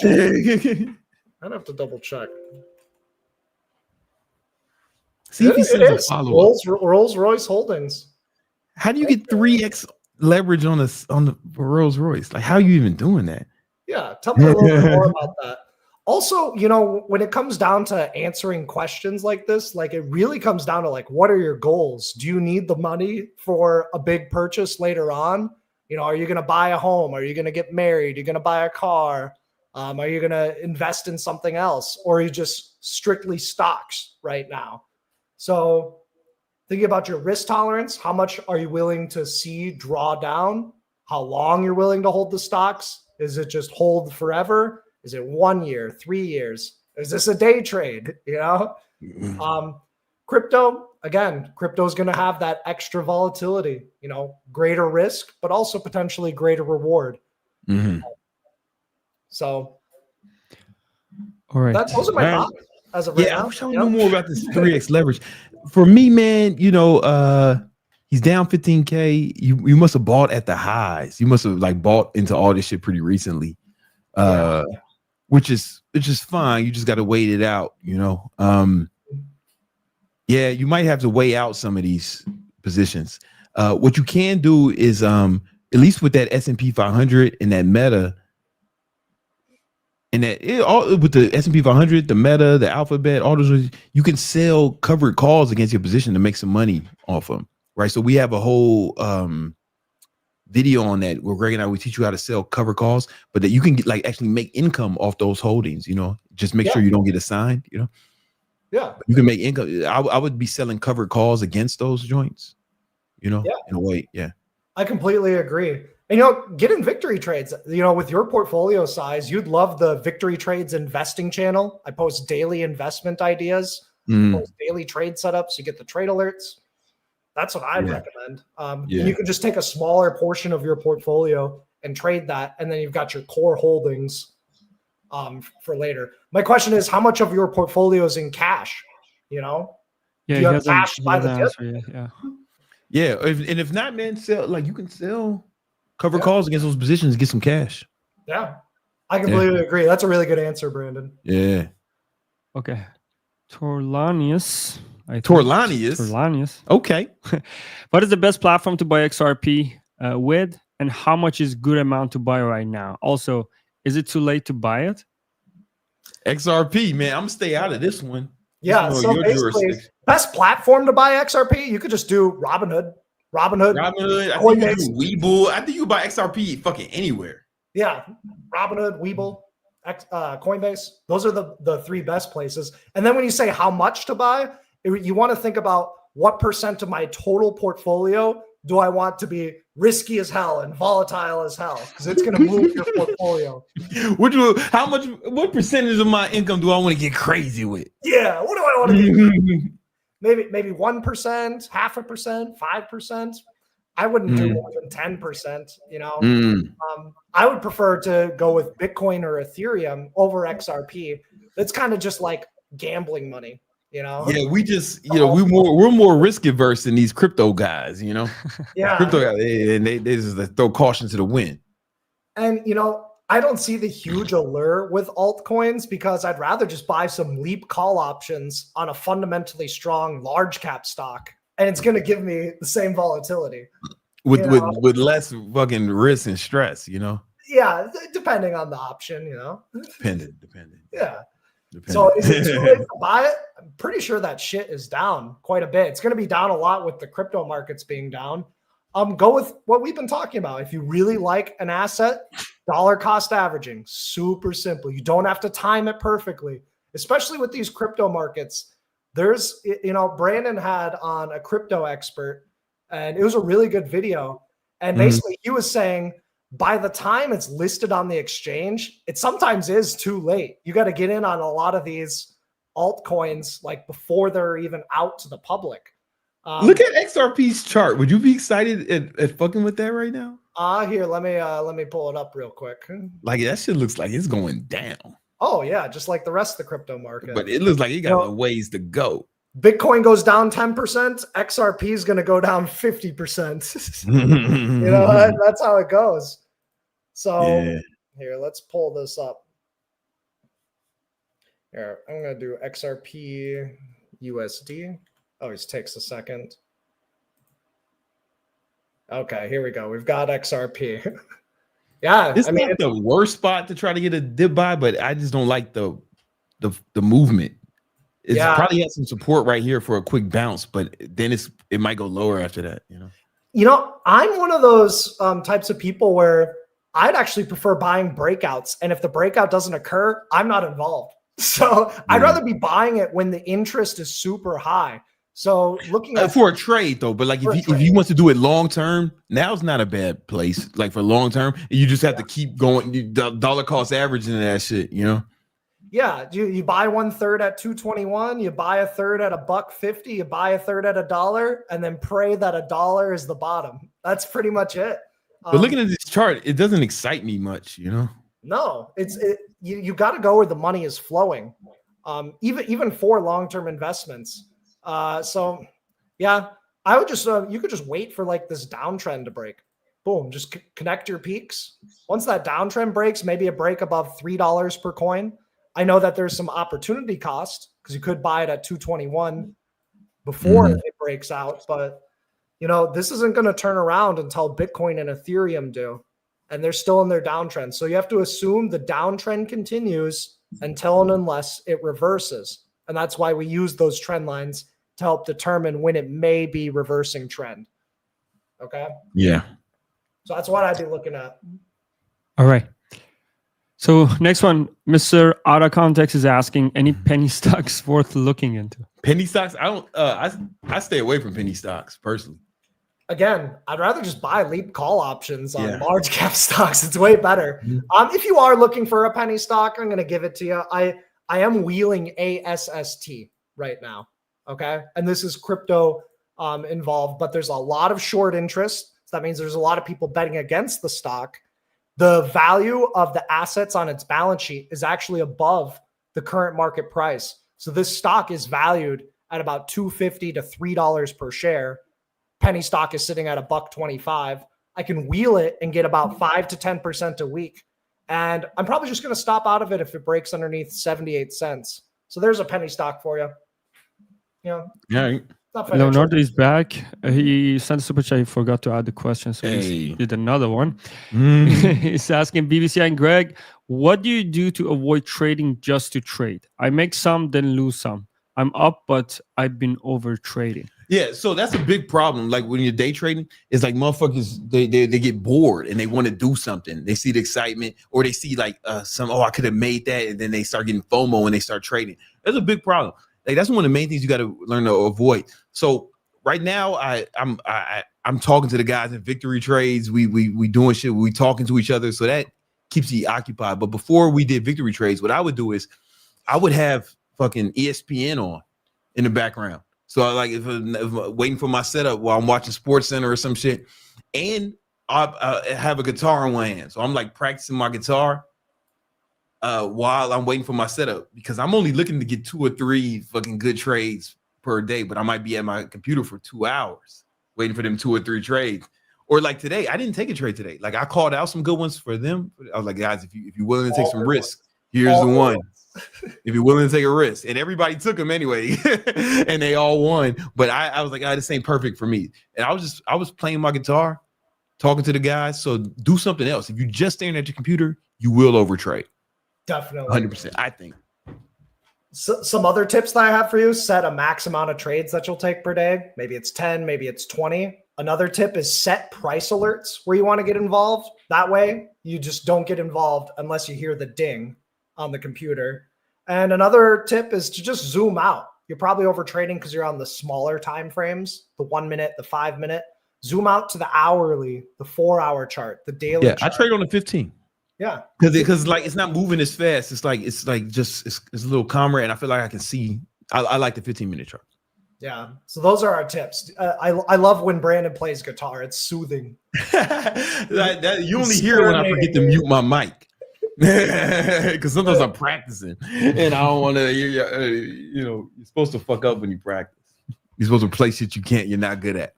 All right, let's go. Eric is asking, I have stock trading experience, but no futures experience. Would this skill transfer to futures? Does Victory Trade help beginner future traders? Yes. We teach you how to do beginners. And so what happens is I call out the trades, and when they work, most of them work. And I tell then after I tell them, all right, so here's why I took this trade. Here's what I was thinking. And then what happens is people start to learn, and some people can like see it before some people they can see shit that I didn't see. You know what I'm saying? Like the homie Prezi, like he's crushing. It's big numbers. Yeah. Yeah, I completely agree. And also you'll get a beginner's futures course that you can study outside of market hours. You'll learn a ton from the lives. We've got the Victory Trades questions channel. And yeah, if you have stock trading experience, you're going to crush it in futures. It's either going up or it's going down. That's it. It's not like options where it's 4-dimensional and, it's not the rate of change at which things go up. So yeah, come check it out. Yeah, link is in the description, guys. Yeah, and we will teach you how to trade futures. And you don't have to use your own money. We use prop firms. Yep. Apex is the one we use. If you want to get an Apex account, I recommend the 150 accounts and use code Victory Trades to get a discount. Yep. Okay, Roy's asking, new viewer here, options trader for 5+ years, mostly leaps, Nice. doing my 20,000 steps a day, not looking forward to the 40K. Oh, I love your content. that's what's up. He doing that Terminator 2 week. Let's go. Shout out to you, brother. Shout out to you, man. Yeah, shout out to you. I appreciate that. You appreciate the content. Love getting money out here. So he got back to us what he's using for the 3x leverage. He uses 212. They offer 3x leverage, man. Damn. All right. All right. Just make sure you manage your risk. That's all I have to say. All right, brother. My man, when you're 22, man, you risk adverse. I was 22, drunk driving and shit, fucking random bitches with no condom. I was doing all types of shit. I was a wild boy, man, carrying guns and shit. I was acting a fool. You know what I'm saying? Slanging dope. I was acting crazy when I was 22. So I get it. Freedom Lands is asking, what is your favorite option strategy and why? Selling options, selling cash secure puts, and selling covered calls, because it's like it's difficult to lose under those circumstances. Yeah, and you get money. Like especially when he's selling covered calls, cash secure puts, you don't lose if you pick a stock that you really like. Stock or ETF that you would like to hold, one or two things is gonna happen. It's gonna either hit your strike price, in which case you'll get assigned and you bought the stock at a low price, but you got paid to buy it, right? And if it doesn't hit your strike price, boom, you get to keep the premium. You get paid to not buy it. It's like there's nothing better. There's no better way to make money on earth. Except for maybe inheriting it, but then somebody got to die, right? So that kind of sucks. Yeah, I'd say for option strategies, it really depends on the market environment. I personally like butterflies because they cost very little and you can get big payouts. But yeah, cash secured puts, covered calls, it's the most peaceful option strategy. It just takes a minute to execute. You just hold it till the end of the week or end of the month, and that's pretty much it. I don't buy options very often. I'll really only buy options if I'm expecting like a big move and I've got a really good entry point, like right here, right now. So be the house. Don't be the casino. Don't be the gambler. Selling options most of the time will generate that consistent income. You'll get some big wins buying options here and there, but most of the time buying options loses money. Okay. Most options are expiring worthless each and every day. Sorry, somebody send me some fun. All right. Marcus is asking BLBD puts 922 liquidity sweep and double top. Bluebird Corp. I like your thought process. You know, we kind of got this rollover formation. So priorly in an uptrend, now starting to roll over. You got a bit of a false breakout right here. So this was a liquidity sweep. Then you got like the head and shoulders, left shoulder, head, right shoulder. Buyers are losing control. Yeah, it's a short underneath $50 per share. You can put a stop above like 53. Let's check it out. So 922. Oh yeah, that's not the expiration date, but you know, the bid-ask spreads are a bit wide, so that makes it a bit riskier to be buying puts. What am I looking at here? So the bid is what buyers are willing to pay, and the ask is what sellers are willing to pay. At the 50 strike put, it's 215 is the bid and 490 is the ask. That's basically a $3 wide spread. That means you're going to have to pay $300 just to get into the trade. You're going to get into the trade, you'll be down $300. I don't want to do that. The bid ask spreads are just too wide. Maybe you won't be down 300, but you'll at least be down like 100. So I don't want to pay that much money to get into the trade, and you still need to make up ground if it does. So I don't like puts. The bid ask spreads are a little bit too wide. If you can find a tight bid ask spread, but even then, I don't. It just costs too much to trade. Even if it does drop a lot, you're paying too much. Yeah, I ain't fucking with that big ass spread. Yeah. Through those spreads. You so got like, one more. He's asking. Elazar is asking, what would you invest in if you had 100K? If I had 100, okay, I will both answer this question. This is the last one for trading. Yes. Yeah. All right. So like, here's how I'd answer this question. I would sell cash secure puts on the Bitcoin ETF, SPY. Maybe I'd use VOO but SPY is a little more liquid, right? So SPY, QQQ. So maybe I do 25% QQQ, 25K in QQQ, but the cash secure puts, right? So I get paid to buy it.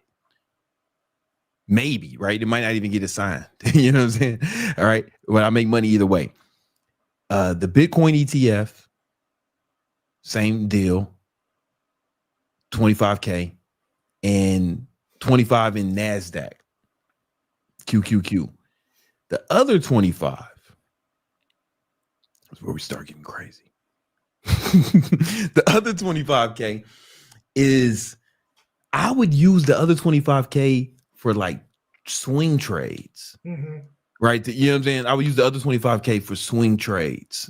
Like, you know, some of the shit Greg be talking about, maybe right now I'd be looking at some of those defense stocks for like a swing trade, maybe multi-day or multi-week, just like trades. Or maybe some of that will go into some of those defense stocks that Greg was talking about earlier. There's a few fucking stocks I like, you know, actually stocks I like. I still like individual stocks. I put some of it in like Axon, cash secure puts, so I wouldn't just buy it. Well, Axon's expensive, right? So you might not be able to do cash secure puts on it. It's super expensive. $70,000, you know. Yeah, nah, maybe you don't do a cash secure put on Axon, but like this is one stock I kind of like. It's I've been looking at recently. Let me find it. Fuck, I can't find it. It was on my watch list. I don't see it right now. Oh, but maybe like some gold for a trade. You know what I'm saying? For like, that'd be like a long-term swing trade. Yep. Gold, you know? silver. Yeah. And then once I got whatever I get assigned on the cash secure puts for the Bitcoin for the ETFs that I talked about earlier, if I get assigned, then I'm selling covered calls against those positions to make income off of them. So I'll start wheeling and dealing, you know. Yeah, that's exactly what I would do. What about you, Greg? Very similar. And it also really comes down to your goals, risk tolerance, and time horizon. You know, put more into the riskier stuff if you've got a high risk tolerance and a longer time horizon. I like the S&P 500, of course. I like the SMH ETF. So semiconductors are essential, and they have a lot of growth built into them. The quantum ETF, QTUM, that's going to be higher risk, but higher reward. And of course, yeah, you can wheel a bunch of individual stocks. You know, that's what I like doing. You can build a portfolio. Individual stocks, you know, I like Nike's well below fair value right now, but the trend is strongly to the downside. I post a lot of different stuff in the Victory Trades investing channel. You know, SQM is 50% beneath fair value, SQM stock. So there's a bunch of different ones. I could go on and on. I can't build a full portfolio for you right now. Yeah, but that I like it. I like it. I think we handled that. All right, yo, listen, guys. Yeah. Join Victory Trace. Come fuck with us. You get full access to Greg. He answers every question. You don't get full access to me, but you get access to me every morning. Pause. You because I'll be in the Victory Trades. We talking to people. We trading every morning. We make a lot of money trading, and we have a good time, man. It's fun, and I answer all your questions in there. It's lit, man. Join Victory Trades. The link is in the description. Yo, Greg, thank you so much, brother. Peace out. All right, peace. All right. Let me finish the lessons I would give before the market update. I was talking about the 7 keys to having fucking mad energy or some shit like that.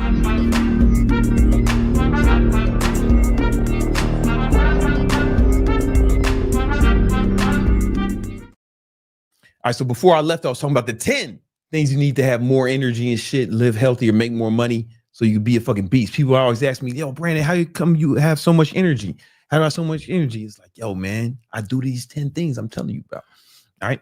So the next one we're talking about is hyperhydration, right? So a lot of times people, they think they need more sleep. They have brain fog. They're tired. They don't have energy. Motherfuckers ain't drinking enough water, man.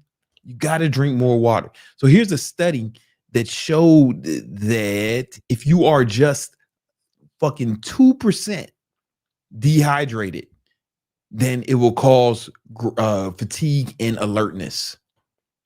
I mean, it will cause a fatigue and a decrease in alertness. Just a 2% dehydration. This is not like motherfuckers in the desert crawling, looking for an oasis. No, this is like just 2% mild dehydration. Like you have dark urine, right? and it shows that it will really fuck up your mental fortitude and cognition. There's another study that showed that if you are dehydrated, it actually increases fatigue, causes a decrease in alertness. It causes confusion and loss of vigor, right? And it also fucks up your mood. Motherfuckers be sad and shit. You just drink some water, man. That's why you sad. Like it'll fuck up your mood, man. You know what I'm saying? You motherfuckers ain't drinking enough water. You know what I'm saying? And here's another one that showed that just a little bit of dehydration. I mean, we're talking about less than 10% dehydration, which most of you motherfuckers are fucking dehydrated all the time. You ain't drinking enough water. It shows fatigue and increased anxiety. Motherfuckers and decreased cognitive performances. Motherfuckers out here tripping with just mild dehydration. Motherfuckers just mild dehydrated. You motherfuckers do not drink enough water. I've been telling people to drink more water. Everyone who listens, I say drink more water. How much water you drink per day? I'm asking motherfuckers all the time. Motherfuckers don't even know. I track how much water I drink. You know what I'm saying? Get you one of them free apps. There's a bunch of them. And I just track how many ounces of water I drink per day. And it's 2 gallons, motherfucker. 2 gallons. You don't have to drink 2 gallons. I'm a G. You a regular nigga, right? If you ain't 6'2", 200 pounds, you might not need 2 gallons of water. 1 gallon may be sufficient, but 1 gallon is pretty sound advice. for everyone. Now, every once in a while, some fucking dipshit says, man, too much water will kill you. You fucking bitch. You scared of water now? Listen, a lot of people voluntarily leave Earth every day, right? And almost none of them, pretty much none of them, very close to 0% of them choose to do it by drinking water. Why? Because it's ineffective. It's like difficult. If you tried to do it, you'd probably throw up before you fucking died. It's very difficult, right? It's very, very difficult. You need like 10 gallons of water within an hour, right? If you spread it throughout the day, nothing, right? I'm not telling you to drink 10 gallons of water a day, but between 1 and 2, you'll be fine, man. All right. So,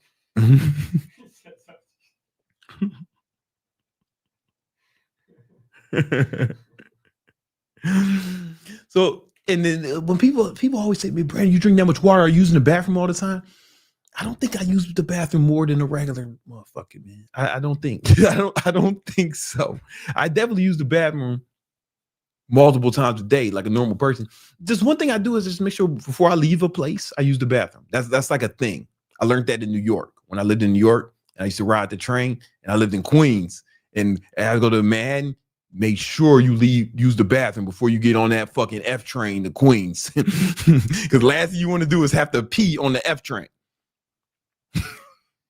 You ever see a motherfucker sprint off the train because he got to pee? Well, it might have been me. Or sometimes I had to take the A train. Take that A train to the Bronx. You know what I'm saying? Que lo que, mamacita. Mi amo Keto Suave. You know what I'm saying? But I got to go all the way up to the Bronx. You got to pee before you get on that train. Anyway, I just pee before I leave any place. Any place I leave, I make sure I pee, and it's fine. It's not an issue. You know what I'm saying? Just urinate, man. You a man. It's not like you a girl. You got to squat over the toilet or some shit. Just fucking, just whip that thing out. Boom. I just whip it out. Boom. And then I urinate, and then I put it back in. Then I'm out, man. You know what I'm saying? Someone just asked, what if I have to pee at work? Hey, man, most places, I ain't worked everywhere, but most places, they'll let you use the bathroom. They'll let you use the bathroom, man. It shouldn't be a fucking issue. Motherfuckers will come up with any excuse not to drink water. It's all good. Drink a ton of water throughout the day. Now, I count other shit as water because it does hydrate you. So I'll count my diet soda or any non-calorie drink. I'll count that in my total, right? So pre-workout, if I'm drinking some green tea, I drink like 3 green teas a day. Yeah. But I also just drink water, and I put like a little pinch of salt in it. Tastes good, man. Tastes good. It's good. All right. Sleep more. Number 8. Get some more fucking sleep, bitch, nigga. Some people ask, motherfuckers be wondering why they ain't got the energy, but they don't sleep enough, man. You got to sleep. So listen, sleep loss has been proven to studies to negatively affect cognitive functions and energy and behavior and alertness and mood. This should have fuck up everything in young, healthy males. That's you, maybe. You know what I'm saying? Most of you guys identify as males. I don't know if you're young or healthy, but even young, healthy motherfuckers, it fucks them up. So imagine what it does to you if you old or a woman, right? You definitely need to get sleep. You definitely need to get sleep. All right. Another study shows that it impairs cognitive functions. Motherfuckers can't make choices. They can't react as well. They can't work out together. This was done with college students. You know, them motherfuckers.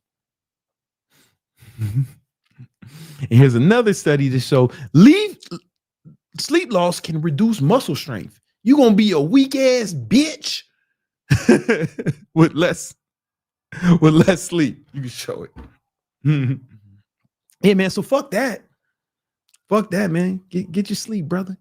Get your sleep. So here's what I do. I go to sleep at the same time every day. I make sure I sleep between 7 and 8 hours. 7 is fine for me. 8 is superior, but you know, 7 I'm pretty good. I'm good at 7. I'm older. I'm 42, right? So as you get older, you actually don't need as much sleep. Like, you know, when your baby sleep like half the day. Fucking young kids sleep fucking 10 hours a night. You know, my son, he's 8. This motherfucker slept 12 hours on Saturday night. Like we was playing all day Saturday and then he went to sleep.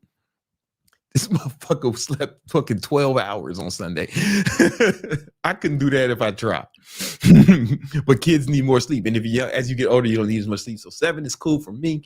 You may need more, right? My girl, she needs like 9 hours of sleep, right? Everyone's different, right? But you want to make sure you get sleep. So go to sleep at the same time every day, even on the weekends. Like I go to sleep at the same time every day.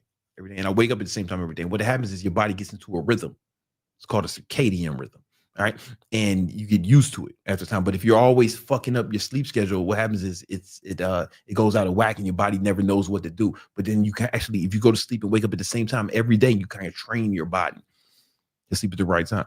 Make your room fucking cold and dark. So I make the fucking AC as low as my girl can stand it. And I got this shit called a chili pad that it is basically like a mattress pad.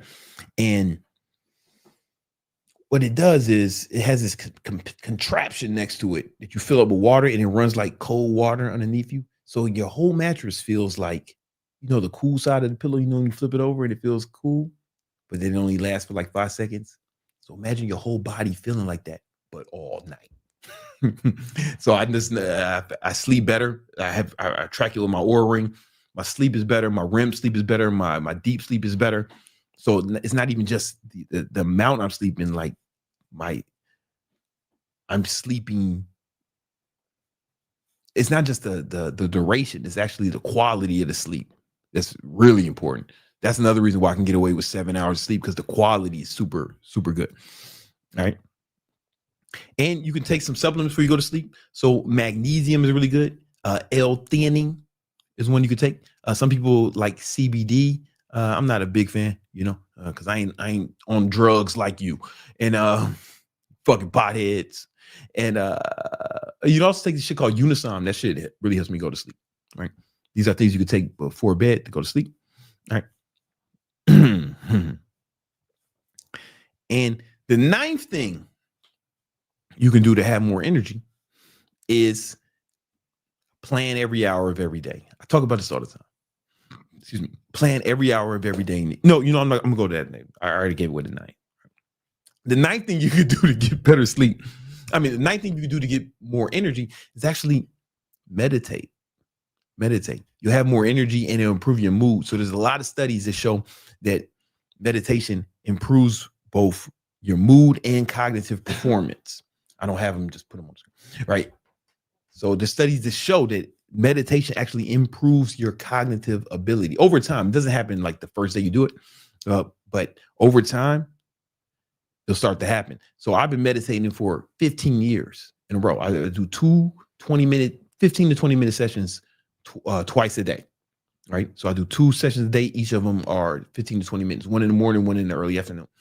And here's the thing. There's also studies that show that there was a study done by Harvard University that showed that after just 8 weeks of meditation, a part of your brain called the amygdala start to shrink. Why is that important? The amygdala is a part of your brain that controls your fight or flight response, right? It's the part of your brain that makes you fucking spaz out, right? And just go fucking crazy. It's the crash out region of your brain. If you see a motherfucker crash out, that was a response from his amygdala. After just 8 weeks of meditation, that part of your brain starts to shrink. So imagine what it is when you've been doing it for like 15 years like me. That's why I'm so much calmer and cooler than you motherfuckers, right? Because my amygdala is tiny, man. Super tiny, smaller than this. You got a big ass amygdala. But also, there's another study that showed that after about 8 weeks of meditation, part of your brain called your neocortex starts to become more dense, right? And that's the part of your brain that's responsible for the logic, right? So think about this. Meditation will shrink your amygdala, making you less of a fucking crash out spaz, and strengthen your neocortex and make you more logical. You think you'll be calmer and make better decisions under those circumstances? Of course. You motherfuckers got to smoke weed to be as cool as me. You know what I'm saying? Because you got a big ass amygdala. Big ass goofy amygdala, man. You actually growing your shit because you overusing it. You know what I'm saying? Fuck that shit. So meditate. You know what I'm saying? You and the studies that show that meditation just improves cognitive performance in general, and it should make a lot of sense because the studies show that it actually changes the structure of your brain. Right? So you definitely want to do that. The 10th thing you want to do is to plan every hour of every day in your calendar. If you plan every hour of every day in your calendar, here's what's going to happen. You're going to get way more done than almost everyone you know. You have no idea how much fucking time you're wasting because you don't plan every hour of every day in your calendar, right? You're not getting shit done because you're wasting time. Bruce Lee said, use Rob for this. Bruce Lee said, if you love life, don't waste time because time is what life is made of, right? You guys are fucking freestyling your days. If you're freestyling your fucking day, how the fuck can you make the most out of your most important resources, time, if you're just freestyling, doing it day by day, trying to figure out every one of my days is choreographed. I know exactly what I'm gonna do and I know exactly how it's gonna go. Now, if it is, shit, it's subject to change throughout the day, but this is what my calendar looks like. Every day is planned out. It's choreographed, and that's why I get so much more done than the average person. And everyone who I've coached to do this, if they did it for 90 days, their whole life fucking changed. Everything, like they made more money, they got in better shape because now they're planning when they're going to work. They're planning when they're going to work out. And their relationships improve because now, the bitch is not fucking saying, oh, you don't spend enough time with me. You put that shit in the calendar, man. Like, nah, ho, we spent like 10 hours together last week or whatever, like you planning the shit in the calendar. So their relationships improve, they make more money, they get in better shape because now they're weaponizing time, right? You guys are just letting time pass.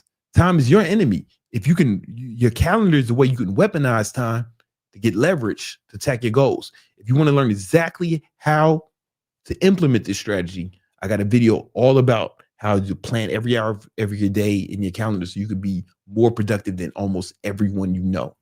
So productive, it feels illegal. All right. All right, let's run through these super chats super quick.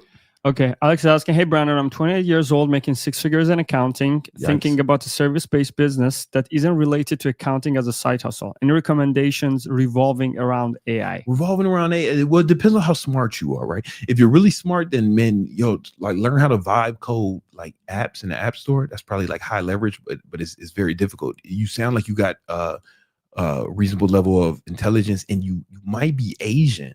So if you Asian, man, definitely like that's probably because you still got to be smart to vibe code. Not everybody can do this shit, right? So I think there's an IQ barrier for this one. Like most shit is not an IQ barrier, but I think there is a IQ barrier for making apps.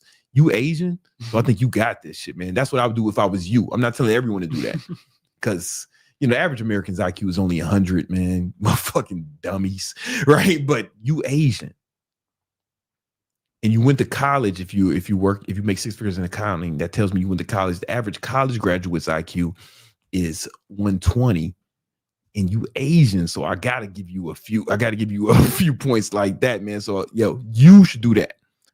Somebody else should do something else.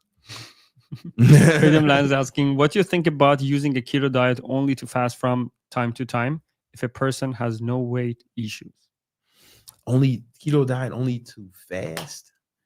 I mean, if you're fasting, you're not doing any diet. You're just fasting. You know what I'm saying? So if you meant like doing the ketogenic diet intermittently, you got to see how it feels, because there is the adaptation phase, right? To get into ketosis. Then when you get out of ketosis, you got to get back into it, right? So you keep that little phase where you got to get back into keto. It could be daunting if you have to keep repeating that phase.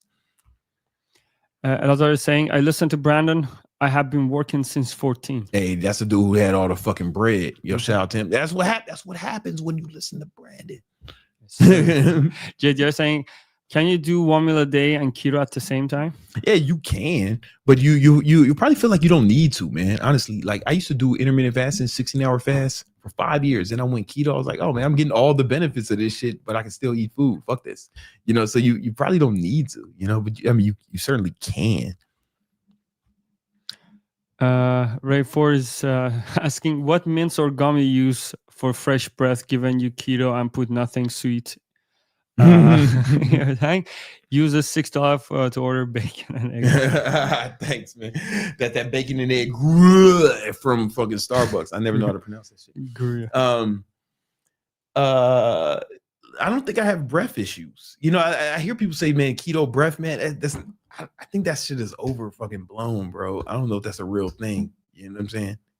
I just brush my teeth and floss every day. Yeah, it's not a fucking big deal. It's not something I think about too hard. You know. All right. Hey guys, this has been another episode of Victory Talk Podcast. We do this every Tuesday and Thursday at 5 p.m. Hey, if you're trying to grow your online fitness business, I'm doing a live training tomorrow at 8, where I'll show you exactly how to do it.